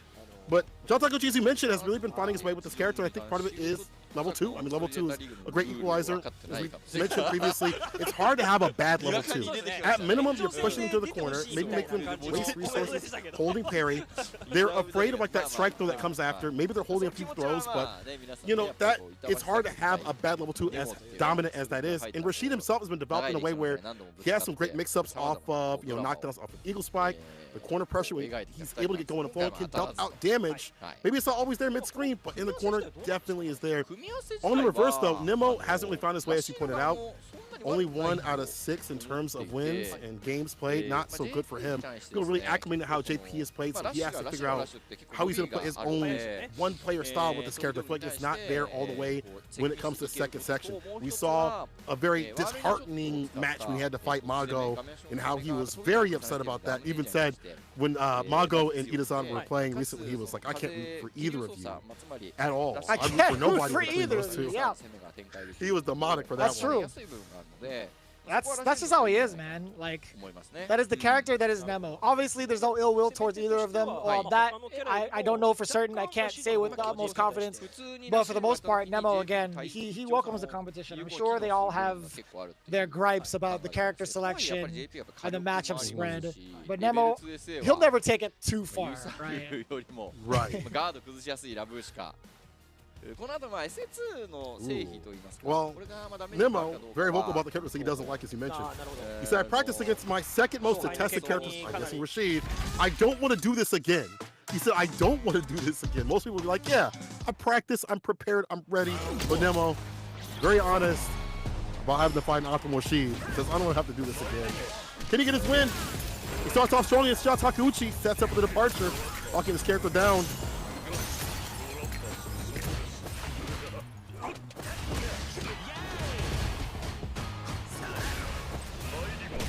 Saw a potential counter poke there, try to interrupt, but Nemo still manages to get the knockdown. And I love the departure set up in front of him. He gets to push the positioning a little bit further out.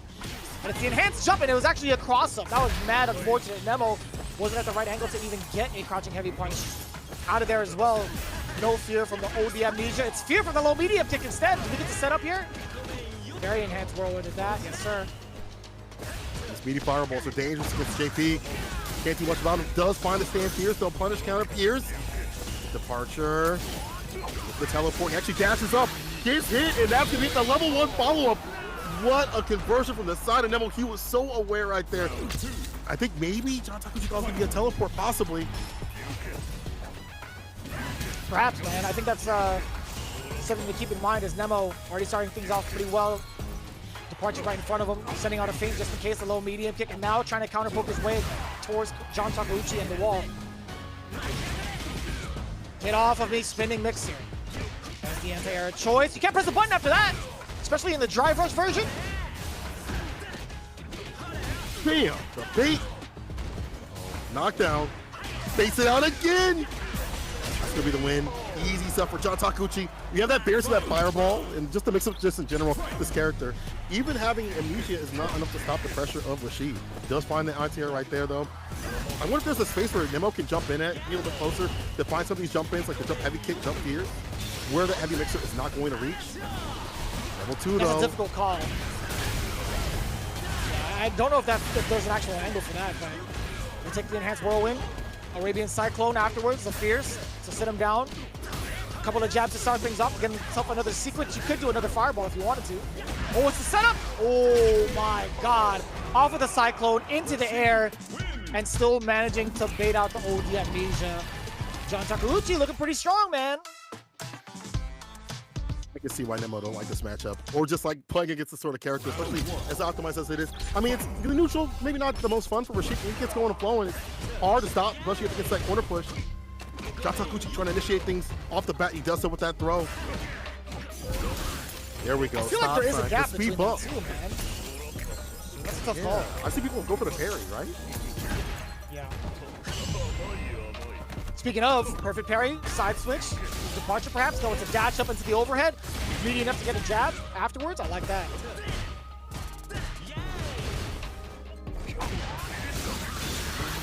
Well, you know what? Yeah, I keep forgetting that the ghost is like +6. Like, either of the ghosts, like the overhead or the low one, it's enough to at least continue the combo no matter what. But if it's like, what, 8 frames, you get a pretty decent hit or decent follow-up after that. But it's hefty. Burnout though. Doesn't want to go for that anti-air. Would have got checked. That jump heavy kick, both in burnout, but just might be better. Oh, I lied. The jumping is applied. Immediate level 2. I think he wanted level 1, but this is enough to get the job done. Either way, John Takuchi is on set point. Yeah, I can't be mad at that at all, right? Yeah. That's the hardest thing about it, man, is contesting the jump-ins, I feel like, from John Takuchi, but also the ground game. I don't know what that call was. He parried the first part of the hit, then backdashed the rest of it. That was very interesting. I didn't know there was that much of a gap. Forward throw.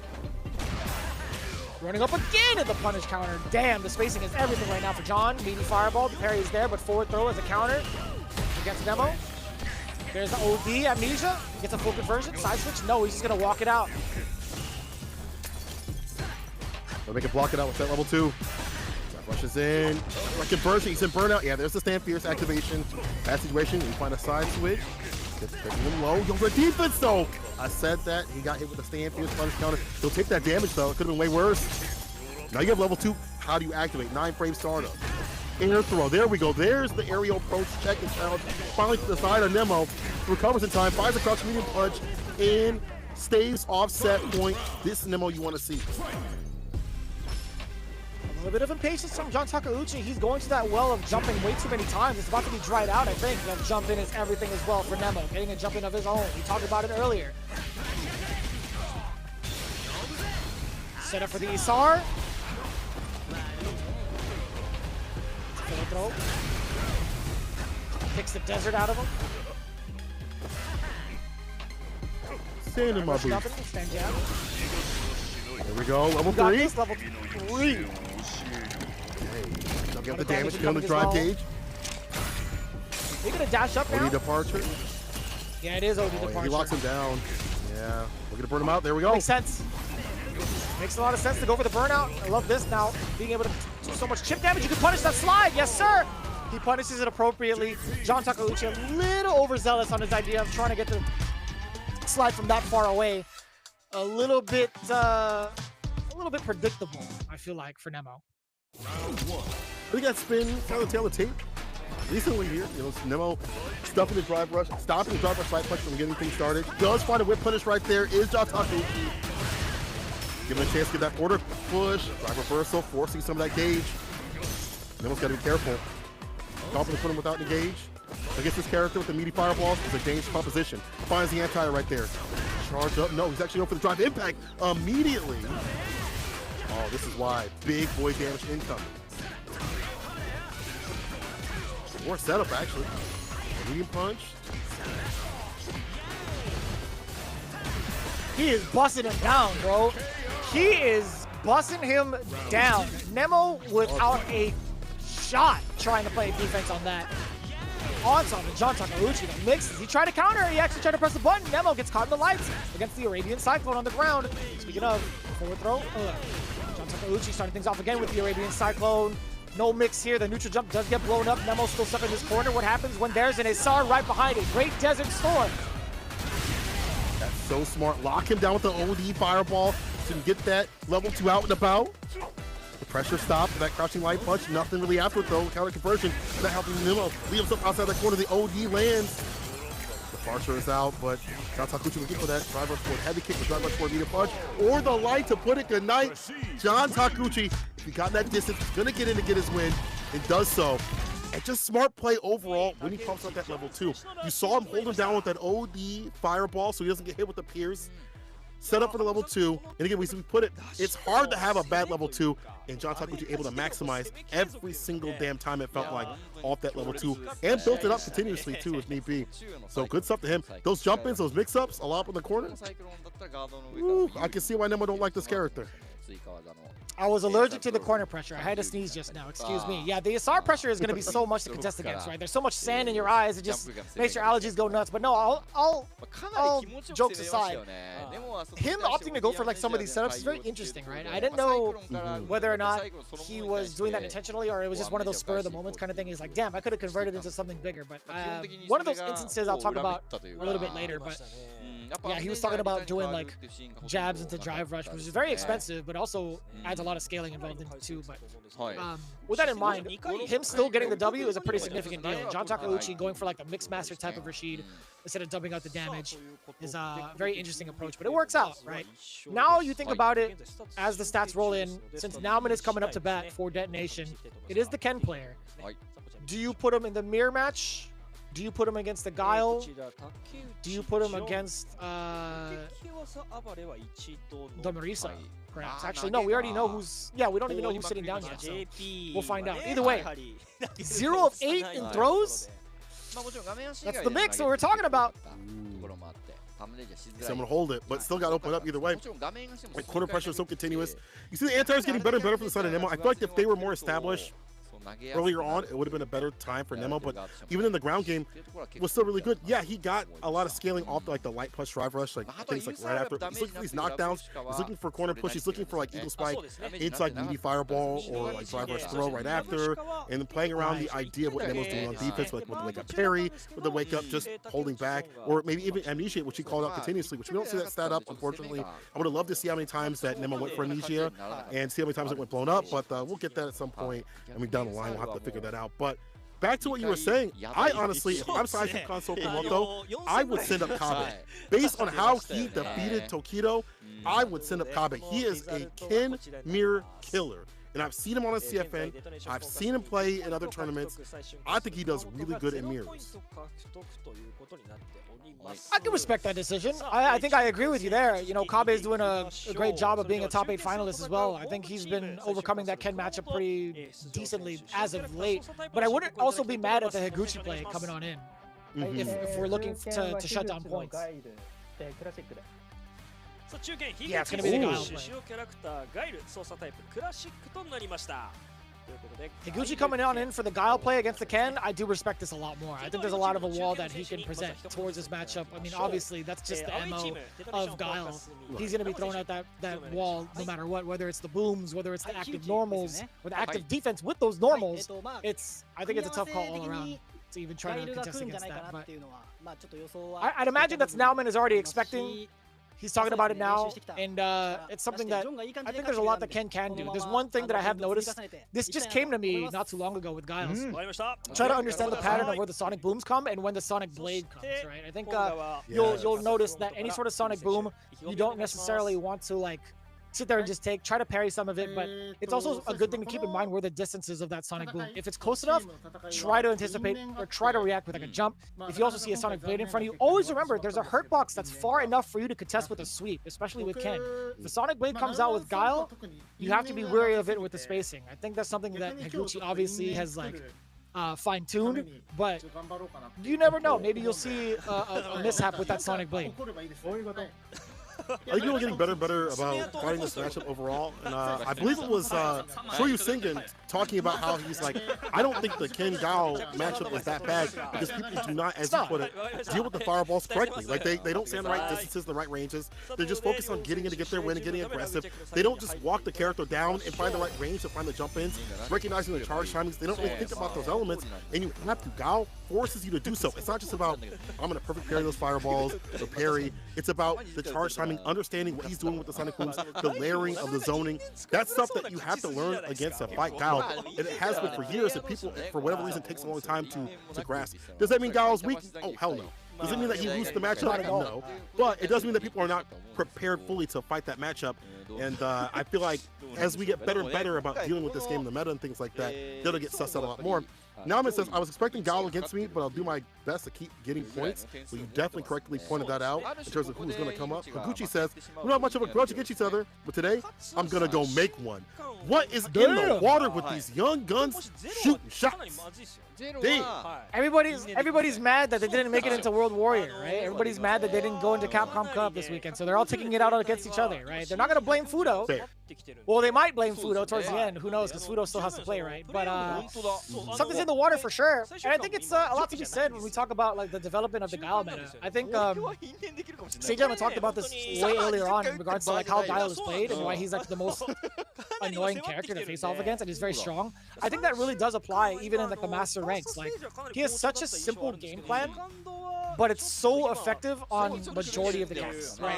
Simple game plan, it's easy to execute, and it's hard for players to distinguish what the right call is if you're not familiar with the spacing of it all, or with like the timing of it all, right? So it's tough to manage, but as the meta gets developed, as the strategies get developed, Guile, I feel like in terms of like the scaling of difficulty to use, I think it goes higher and higher, right? You have to be a little bit more mindful of what sonic booms are being thrown out. You got to be mindful of when you can actually let those sonic blades rip. You got to be mindful of what ranges you could actually anti-air correctly. So we'll see if that comes to play. We'll see if Nauman pressures him enough to force those mistakes. Yeah, jump is definitely going to be dangerous. That jump pierce can blast the stand meeting kick. So correctly pick the right option if you're Higuchi. Counter hit conversion already starting off strong. Drive rush into front to throw both of them though. Ways to throw like that back jump. Have we seen a single sonic boom yet? There's one. Oh, the counter book is there. Crouching medium punch, so compact and so quick, deceptively.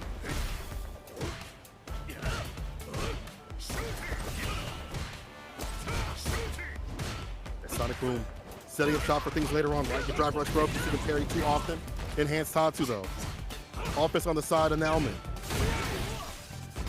Yeah, way to call that out too. Ooh! So jump. You already know it. Shipujin right to set you up perfectly for chip damage if you can get it. He's ready for it. The punish incoming. You already know. Nauman forcing the big error against Higuchi. That was off of a read, so that was it's a tough guess. Nauman like this, walking and blocking, switching up his defense, perfect parries, but never making it super ambiguous. We haven't really seen like drive rush throw really be established. Oh no, that's a big drop in. Which is not gonna let that go off the floor. Into level 1 to build his bar and put him on the back foot, back to this full range right here. I like how he's using Sonic Blade a little bit in between the Sonic booms. Never too obvious. We've seen that sweep come through in some of the matchups, as you mentioned. And with the DP too far in the distance, sharp angle. Oh, very tricky one cancel. The punch counter is there. Drive rush forward. The Tatsu enhanced. Dashing up twice. Higuchi already knew the throw was coming. Ready for the tech. Soba kick, a fierce behind it as well with the Sonic boom. That's counter hit. Yes, sir. Overhead counter hit as well. Counter hit. But that was a counter hit. He had it. Nauman. He even backdash. I don't know what that was, but he had an overhead. And that was a counter hit. Oh man, that's rough.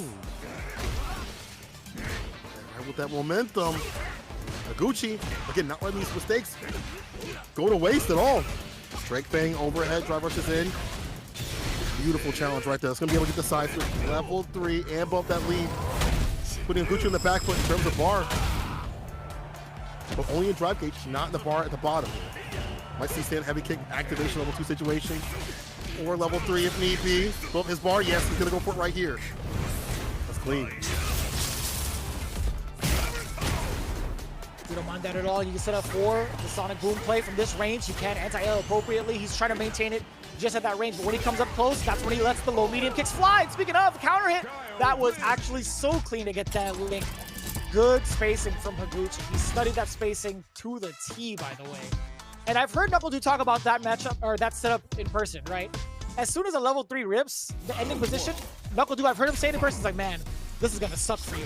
Because at that range, if you throw out a boom, if they try to jump it, they'll get anti-aired for free. Talking about the higher echelon of Guile play. Really utilizing the zone. Finds a sweep of the people. We wake up with violence. Flash kick right after the dash up. No flash kick after the crouch. We get surprise. There's the jump in. Talked about those anti-airs being on point. No crouch fierce, but maybe that wasn't the beats at all. Oh, what an interrupt. What a back. Crouching jab. Really well placed from Higuchi. Speaking of jacks, that was immaculate from Nauman as well. Can't do that. OD flash kick, get some distance. OD every so often. Switch up the fireball timing, the zoning impact. No, we react. Had enough help. Miscalculation from Higuchi. Maybe thought I was going to get the kill. I'm sorry, Nauman. No, I think you were right. I think you were right. Yeah, Nauman was the one that countered it perfectly. Oh. The Hurricane Rip. Set it for the blade. Oh. And it's so scary. You can't throw tech. You can't press a button as long as that blade is there. Major when it's out. I do like Higuchi kind of backed off, knowing that a crouch into kick would have led to side switch. All this rhythm to play with side switch right there. Ends it with the DP, finally coming through from the side of the helmet. Takes a throw. OD gets the knockdown. Few more ODs on the deck here from the side of Higuchi. Switching it through with spice on these sonic booms. Overhead lands. It's hard to tell when that overhead comes out, man. Such a deceptive range on it as well. Overthrow. Get off. Upside down kick, reaching that range. Speaking of ranges, low medium kick coming in from Nauman. Level 3. Look at the damage on this one. So, not going to necessarily put him in the corner just yet, but it's Nauman's turn to just walk up and make the pace uncomfortable. Oh, yeah, he actually is in the corner. My mistake. I didn't think it was that far. My mistake. I don't know. For sure, that was an accident. The linkage! Following the Sonic Stepper, roughing out the damage right here. Yeah, there we go. Wipe your shoes off. And now, things have traded places and spaces. This is a bad way. Impact is the play. And this one is going to get the W here for Higuchi. 2-0. A very, very, very good choice in terms of who to send up, not only by character choice, but by player tendency as well. Higuchi well lapped out in that matchup. It was way more active. We talked about how it's bad to be stagnant with the sonic booms where you're standing. You have to switch it up. Now people can read the intentions of what you're doing depending on if you're charging or whatnot. You see Higuchi walking back with walking forward, walking back and things like that. Switching up where he's pacing himself out, landing crushing mini kicks, getting aggressive when need be. When he saw that Nauman was going for a lot of parries and blocks and things like that against the sonic booms, drive rush overhead, drive rush throw, getting active and not just staying in one spot. It's not just about the sonic booms, it's about the buttons. And overall, Higuchi just too much to deal with, I feel like, in terms of aggression, which is wild to say because I feel like Nauman is a little bit more on the aggressive side of Kens, and didn't really see that from him in this matchup. I guess he really can't be as much as he'd like to, but still surprising. No doubt, Higuchi taking it down 2-0. I kind of want to know his record against the current Ken players in the rotation, right? He hasn't played any Ken, surprisingly. Higuchi had just been facing off against, like, Chun-Li's mostly with Moke and Goichi. Against DJ, he faced off against Fudo twice over. And also against JPs. That's it. Like, that's, or I mean, obviously there's Cammy and there's Marisa, but that's just like one-offs. But that's about it overall. So Higuchi, nice work. We're starting to see some of the blatant weaknesses in terms of characters, but not against Ken. That is a straight shot 2-0, my friend. 1 out of 5 is the stat that we always like to highlight when it comes to facing off against Ken's, but this time around it was against a Guile, right? Actually not able to fend off some of the throws that Higuchi had thrown out there. And that was mid-screen as well. Really, really impressive to kind of sneak those in there. What's up, Sinclair? I'm just saying it's 3 out of 3 in terms of throw techs from the side of Guile against the likes of Ken. That defense is insane, bro. That is insane. To throw tech against Ken, what kind of demon are you, Higuchi? This is the Higuchi I like to see. And this means that we are at 30-10 again. The time is down. Higuchi said the time is down. He was like, it's demon time, baby. That's what I'm talking about. Like, what kind of demon? Only on demon time. That's how it goes, man. Higuchi was absolutely ready for that. So this is where we concluded all for this week, right? At least for today, this section, I should say. Not a tiebreaker. I had assumed it might have been a tiebreaker. So I thought, but this is going to be the big determiner. It's going to be Shuto coming up against the DJ. Again, I've talked about this matchup a bunch of times over, but I want to hear your perspective, right? We talked about some of the single hits from DJ. It can get blown up with the armor, but what else do you think is the reasoning behind Shuto other than his impressive win record, I guess, overall? I feel like he's just got good timings against fireballs overall. I mean, like, if you look at his record, you look at how he plays against characters that are fireball based. If you're a Marisa player in general, you're gonna have good fireball timings, and it's hard because air slasher is difficult to contest against. One hit, though, you land him up in the corner, and it's called corner. It's a wrap. I do think that DJ has a lot to say against what Marisa wants to present. Her Superman punch can get swept off the feet. If you use like crouching heavy kick, the sweep, you can do that against the Superman punch. I feel like the throw pressure that DJ presents is also dangerous. But I don't know. I feel like there's a lot of things that this character presents just in general that, you know, in terms of damage, we always talk about the entry point. Now that you have Classic, you have many more ways to enter with the crouching light kick and things like that, that maybe aren't character-specific matchup things, but things that Shuto wants to do as a player to stay solid. You've seen him work in the JP matchup, and so I expect nothing less in terms of finding new tech to fight DJ. Me personally, I think this matchup is like, it feels like it's slightly in favor of DJ. I don't know. It feels like he's got some tools, but the way that Marisa players play, they somehow find a way, though. Like the way that Big Bird plays, and really that's just Big Bird and Shuto.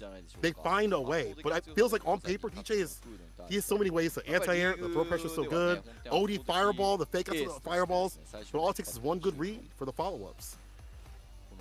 No, I agree. I think one of the biggest deterrences right now is what Marisa needs to do against throw loops, right? We've literally seen that come to fruition this day between Machabo and Johnny. We've seen literally 21 throws from the side of Machabo to take down Johnny. So DJ could do the exact same thing if he manages to net a knockdown in the corner. He has so many instances where he can go throw after throw. He can do a throw, dash up, plus frames. He can do throw, fake Sobot, even more plus frames, right? It's really hard to try to play defense to that. And DJs have to play a little bit different, right? They can't necessarily throw out some of these single hits like medium kick or heavy kick. They can't freely throw out just cool as a counter poke because of the threat of armor from the punch. The Gladius specifically, not like any of the other punches. But yeah, I think Fudo, he might take a more cautious approach from maybe like mid-range, but other than that, I think he's gonna drive rush his way in. I'm not gonna lie. I think round start drive rush is gonna be just fine for Fudo. Yeah. No, I agree. I think that's going to be definitely on the menu. There's a lot of things you can do to harass this character too as well. Sobot has been a very problematic thing that Big Bird has mentioned because it's hard for her to like walk out of range and find like a whip punish because her backwalk speed is so slow. Those things add up. If he can mow over the likes of Shuto and get his W, we've seen him take that victory. Fudo qualifying for CPT in a very dominant fashion, but he said Shuto is on fire. If he keeps winning, it'll affect other tournaments, so I'll prevent this. And Shuto absolutely welcoming the matchup against Fudo, saying he's happy that it happened. He'll make it a fun game.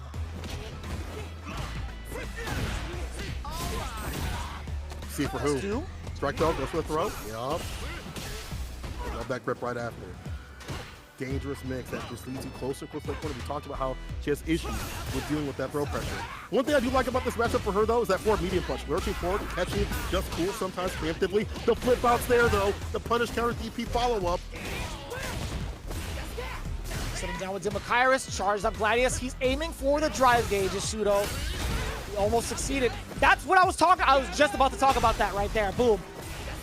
Getting the burnout now. Shuto, oh, he couldn't make him pay for jumping out of the corner, but there's gonna be a lockdown either way. And you thought you could grab him, the neutral jump is there. Fudo with the anticipation. Shuto actually achieved his goal, just wasn't able to accomplish the W. Now, to kind of add on to what Big Bird was saying, you know, it's hard to kind of whiff punish, but why whiff punish when you can utilize armor? That's what Shuto just did right now against that Sobot previously. Good call, stand heavy kick outside that distance. Yeah, finally something outside the distance, like using the fireballs and to kind of set up the pace, calling out the stand heavy kick, getting the punish counter, ending the level 3. Huge need for Fudo. You can see him jamming with that damage that he has done.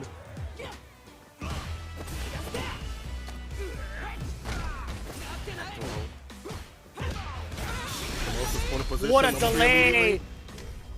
That was such a sick confirm also. Shuto masterclass on that one.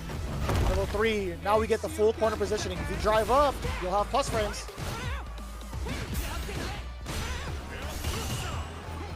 Burnout, makes something of this. Anti-air's right there. Finds a drive impact on the jump back, and just like that, Shuto is back with that info. Really well-informed decision-making. Shuto fully aware of what will happen if he erroneously throws out that drive impact, just waiting for the landing of that jump. So smart and patient on that.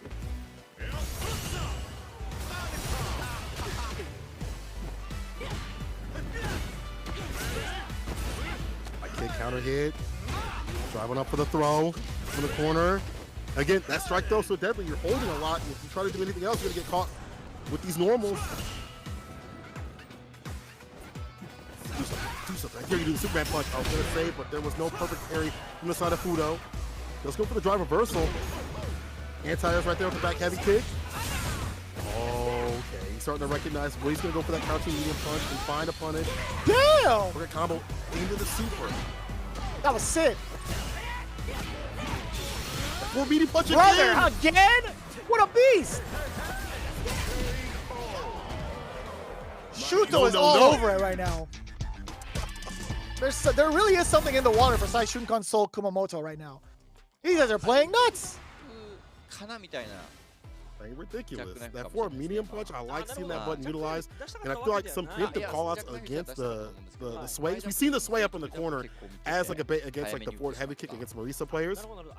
He's calling that out continuously, or having just options just in general against his character, where he feels like a fireball's coming through. He's ready with these anti-airs with the crouch fierce against the knee drop. Shuto is playing ridiculous. The hit confirms into level 3 as well. The armor, as you pointed out, against Sobat, whereas normally that'd be an annoyance, he has an option against that. Shuto is prepared against the CPT champion himself. CPT qualifier champion, I should give a little more respect on that name. But Fudo lost. He's like, what happened there? He got hit by Marisa. That's what happened. By the truck. I think this is the first time he's really experienced a loss like this, considering his performance over at World Warrior. But all jokes aside, man, I'm liking this. I'm liking this this rebuttal from Shuto. I'm liking the decisions he's making against Fudo's defense. I'm loving the hezzies, right? He's throwing him some big counter pokes, really delayed counter pokes. He's throwing in different looks with the target combo as well. For the confirm, I'm really enjoying my time with the way Shuto is playing this matchup. I think this is it's hard. It's really hard to tell what his objective truly is sometimes. Sometimes it's a little bit more obvious with the drainage of drive gauge, but other than that, it's like he's taking up so much space. It's hard to tell. Yeah. So the adjustments are perfect parry. You mentioned how drive rush is the way to play for Fudo, but Shudo is just steps ahead. No, flights ahead. Yeah, you can't OD DP. Not even went for the target combo and then into the Gladius. Couldn't even DP that. Runs it again, no. Fudo, I mean, careful though. That drive gauge not looking so healthy. Shudo aims for it. Gets in with the drive impact. No splat though. Again with the counter poke. Oh my. Oh, where are you going? I assume that's the translation, right? I'm kidding. But that's a lot of damage, man. Shuto starting off very strong. Off a single sequence, I feel like. Oof. That's spacing against the Gladius. That's in heavy kick. Now the OD finds a follow-up. Uppers a downer. Caught up in the corner. Strike though. He delayed jab. Found the counter hit.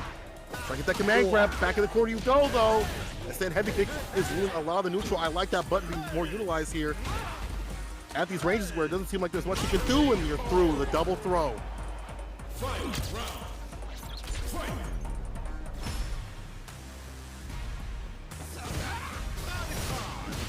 No reaction to the phalanx.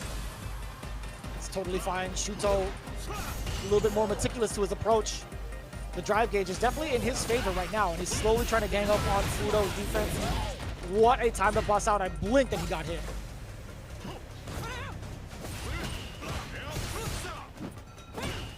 Fireball back with that same heavy kick play. Perfect parry. This time from the side of Shuto once again. Gets the knockdown situation. Magnum Buster. Hella meaty.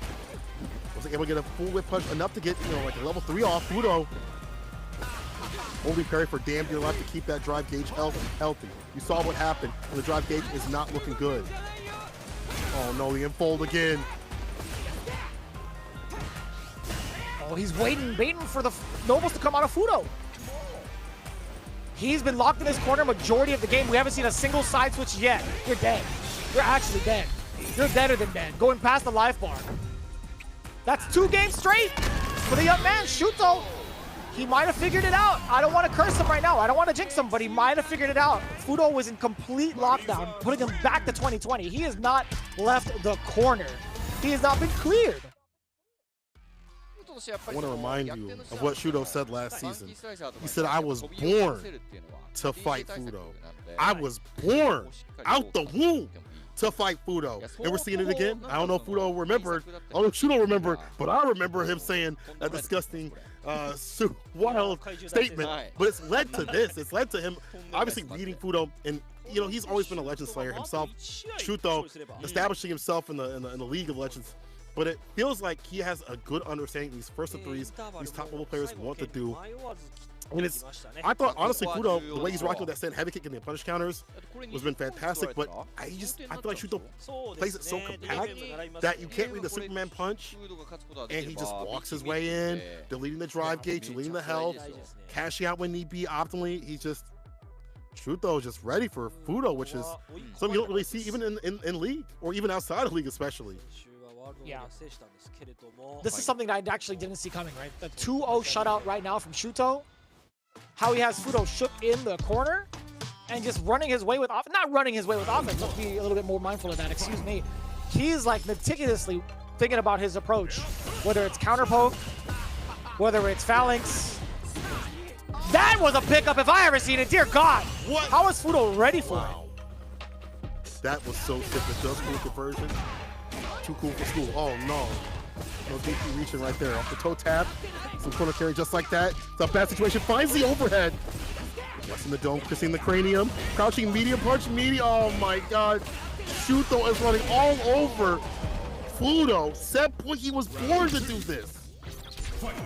No shot is a 3-0. There's no way this is a 3-0, right? It can't be. It can't be. What a choice! The armor! To use the armor against the drive rush! This defense is so smart, utilizing the different things with the armor to stop this character from just drive rushing in. There's a gap. Oh, no, you blocked it! I lied to you. He has enough to build level 3, I think.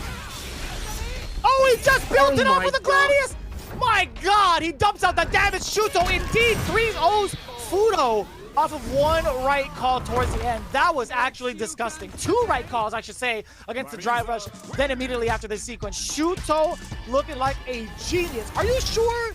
Are you sure it was Fudo who took down World Warrior? Are you sure? It must have been because Shuto wasn't there.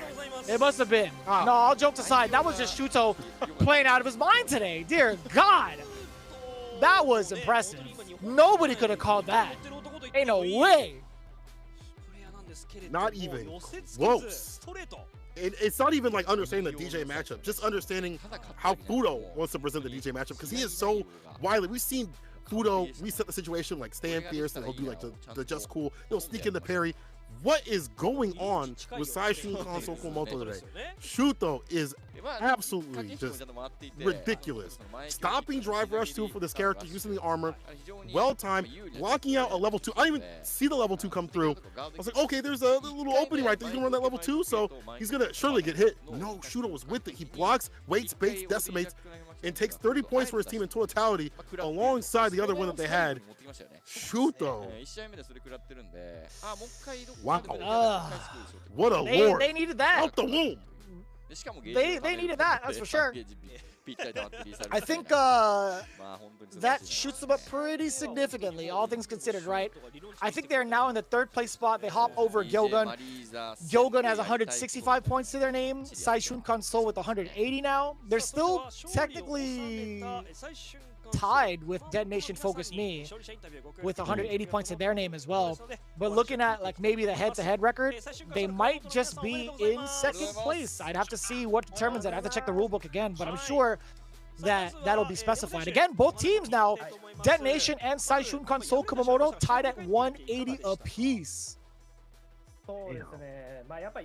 Once again, is damn near impossible to predict what's going to happen at League, especially as we wind down towards the playoffs. Could not call most of the matches today. I don't think anybody at home, any of y'all, could have called this. That's what makes it super exciting. Can't wait to see what Nemo's saying. I'm sure he's throwing a few shots towards Itazan, saying, hey, things might have been different if you came through. I'm sure it's got to be something like that, and I can't wait to see him on the stream later talking absolute mess right after. But he's got to be proud in terms of you know, what the team's accomplishing as a whole. I know he doesn't rely upon Shuto and Higuchi, but you know, I feel like for him and Kabe, they're getting there, right? They're getting there. Not a lot of time to grind, but they're definitely getting there. We see the results of them outside of the league, and sometimes when they are able to get those victories, you see the glimmers of hope. They can't keep relying upon those team members. They understand that. So Nemo says, I was whipping Amnesia too much. That was the reason for the loss. I mean, yeah, but like the reads though for John Takuchi was absolutely insane to get to that point, because it is hard to read when they're going to do the amnesia. Like, that's a tendency thing that you have to pick up on. So good stuff to John Takuchi as well. But glad he recognizes that. Phenomenal play overall. We are getting the interviews in. Obviously, we have Higuchi on the screen right now getting his piece in. Nemo talked about his piece a little bit earlier, right?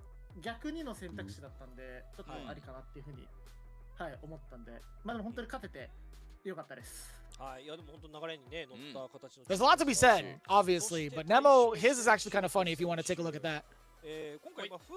He said, also, I'm not going to match up with Zangief. He won't go against me. He said he was too much of a coward to go against me. I would have loved to see that. I think a lot of people would love to see that too, but it is a hard matchup for Itazan. And even if he played Marisa, I don't know if it's ready for that caliber at JP, considering that Marisa is kind of new in his JP, not so much, even if it is more of an even matchup nowadays. But Higuchi says, I definitely made some grudges against him. I'm looking forward to the next match. I know Higuchi definitely feeling a lot more solid. As the league has gone on, he has shown more of his style of gameplay, more of that confidence. I feel like that we're used to seeing in Street Fighter V. We see it out here, and Higuchi definitely staying golden with that guile right now. Truly.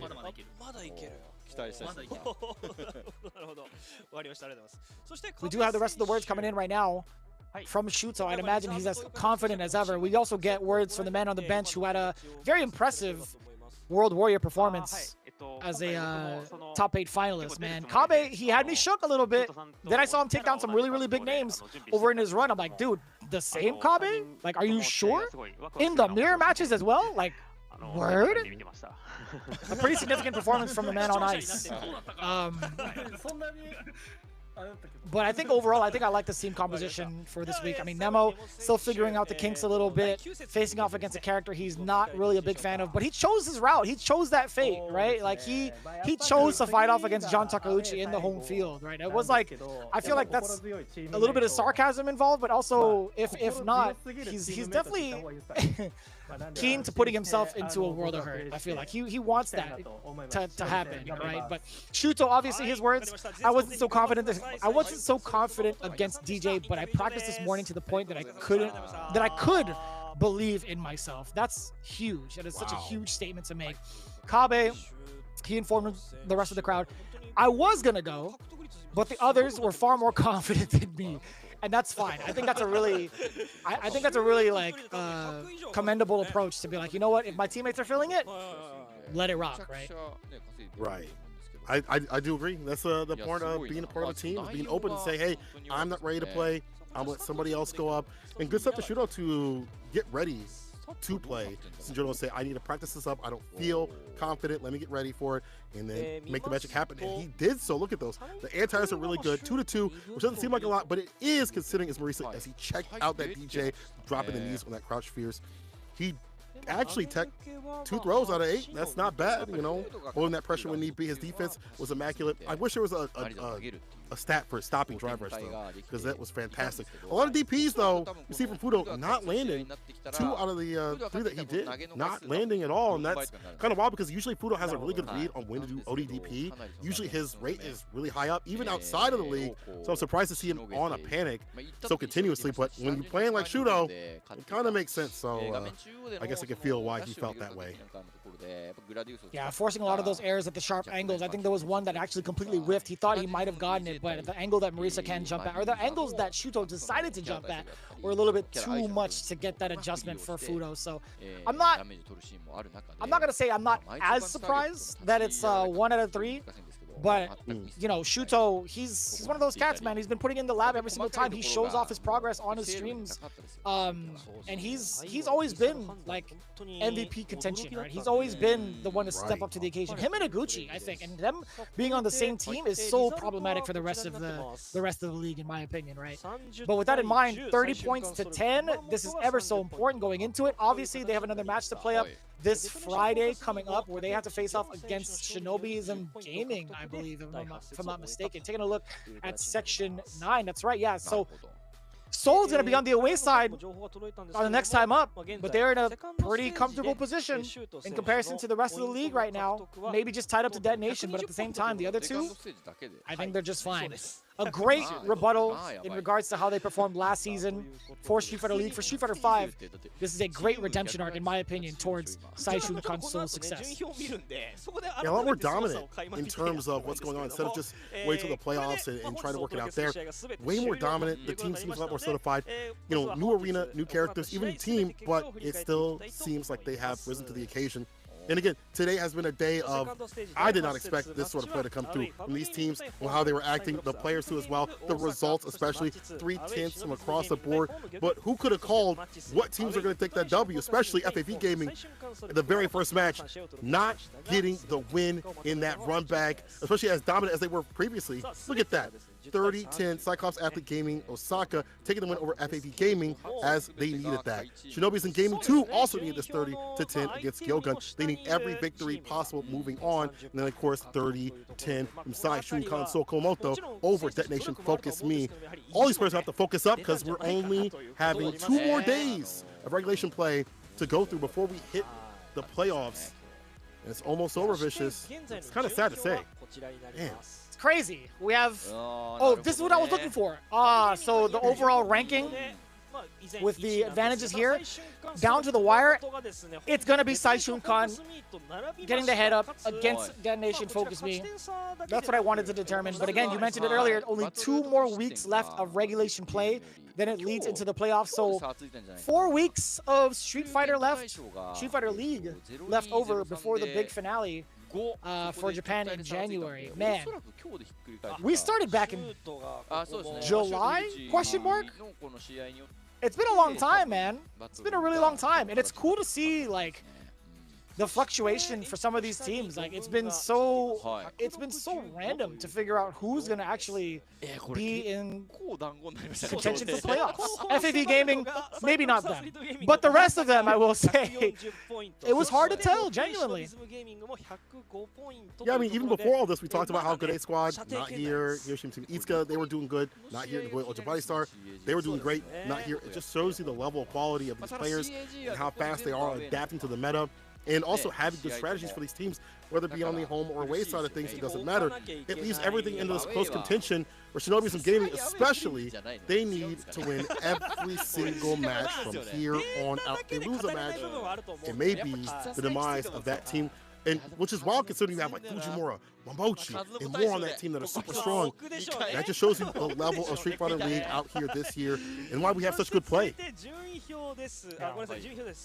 Truly, man, it's going to be a toss-up for some of these teams. We talked about the progression. This is where it looked like. FAV struggled in the very first week of second stage, then immediately skyrocketed towards the top.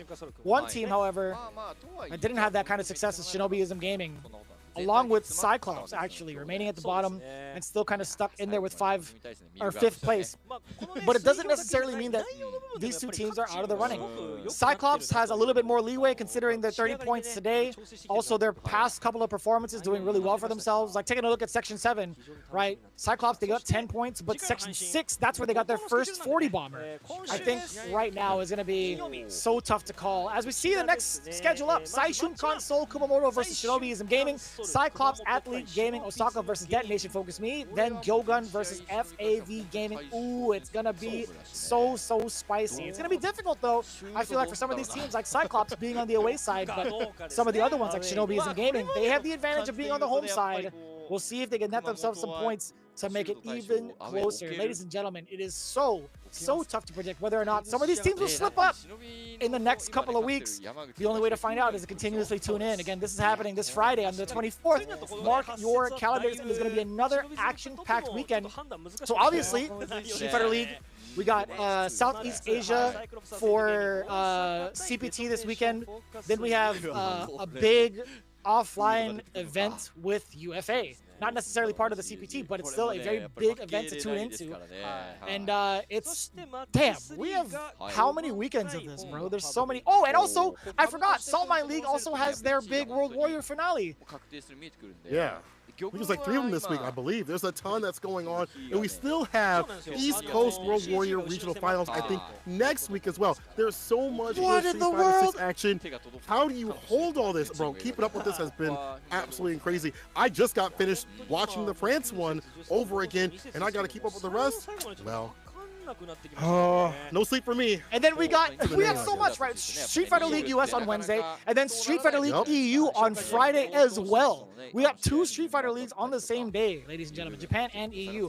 I actually haven't finished the finale of EU. I had to stop midway through because I got so busy. Everything was just showing up, but eventually we'll have a way to kind of like structure it all and figure out a nice schedule. But this is a great time to be a fighting game fan, ladies and gentlemen.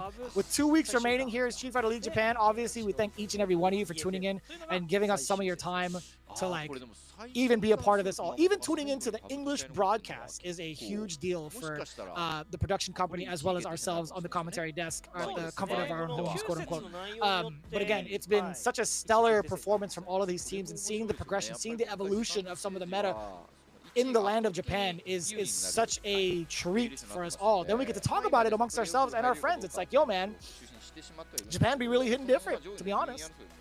They really do. I like going back to talk to other players and other people and say, did you know this happened in Japan? You know the meta is like this, or they believe in DJ and things like that. If you haven't catch this match and how Chun-Li deals with JP, you can go to this day.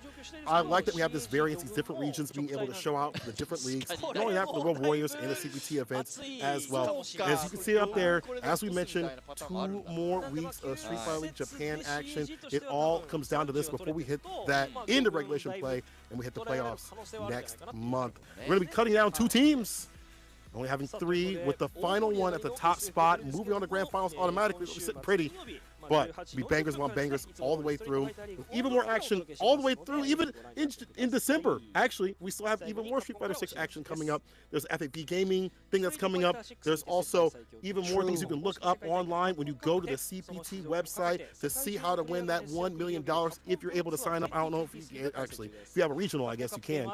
But either way, there's a lot of Street Fighter action to play.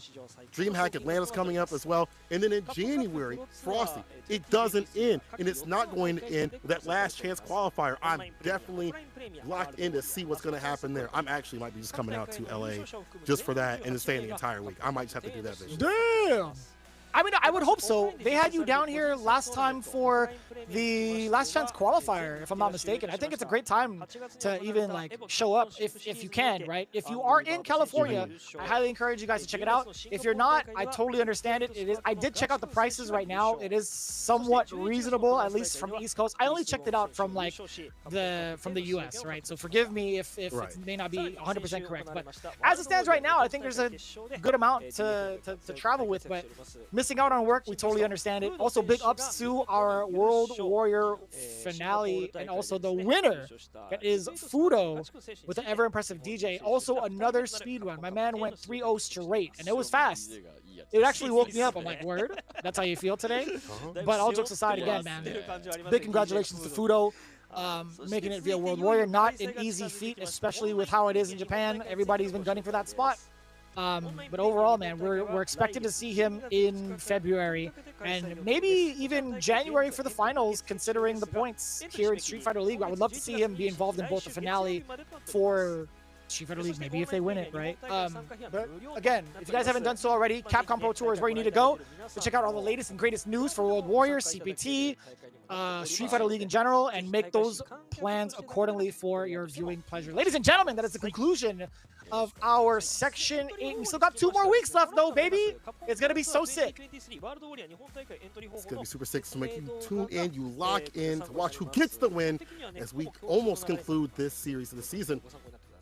Getting down to the nitty-gritty, ending regulation play real soon. Make sure you tune in for everything. And remember, Street Fighter, right now, 34% off. Go get it ASAP. If you want to try it, right now, try it in the demo. But go get it right now. Go right now. Go right now. Go put that in the cart right now. Go buy right now. No better time to buy a game, especially when it's 34% off. And it's definitely worthwhile considering the single player is great, the multiplayer is great, the multiplayer is popping. There are people online of every rank, and the characters are really fun. This game's really fun just in general. No better time to join, man. I agree. You could find us at the Battle Hub. You can challenge us directly if you'd like to. Hit us up on Twitter at our respective Twitter handles as well. _St. Cola, Vicious FGC. But also, more importantly, follow along Capcom _esports for all the latest and greatest news in the realm of Street Fighter 6. That's going to do it all for us here. We appreciate your time and efforts to come through for the English restream. Hopefully, we can get some games in together in the future. I'm actually about to ask St. Cola, I was like, hey man, if you ain't working this morning, I might ask you for a set because I'm not sleeping anytime soon. Fact of the matter is, you should check it out. Okay, great. This is the best it has been in a very long time, the best iteration of Street Fighter. We highly encourage you guys to check it out. That's going to be all of it for us today. We'll check you guys out on Friday. In the meantime, take care. We'll see you on the streets. Peace out. そして解説ははめこさんでお送りいたしました。また次回の配信でお会いしましょう。皆様、さよなら。さよなら。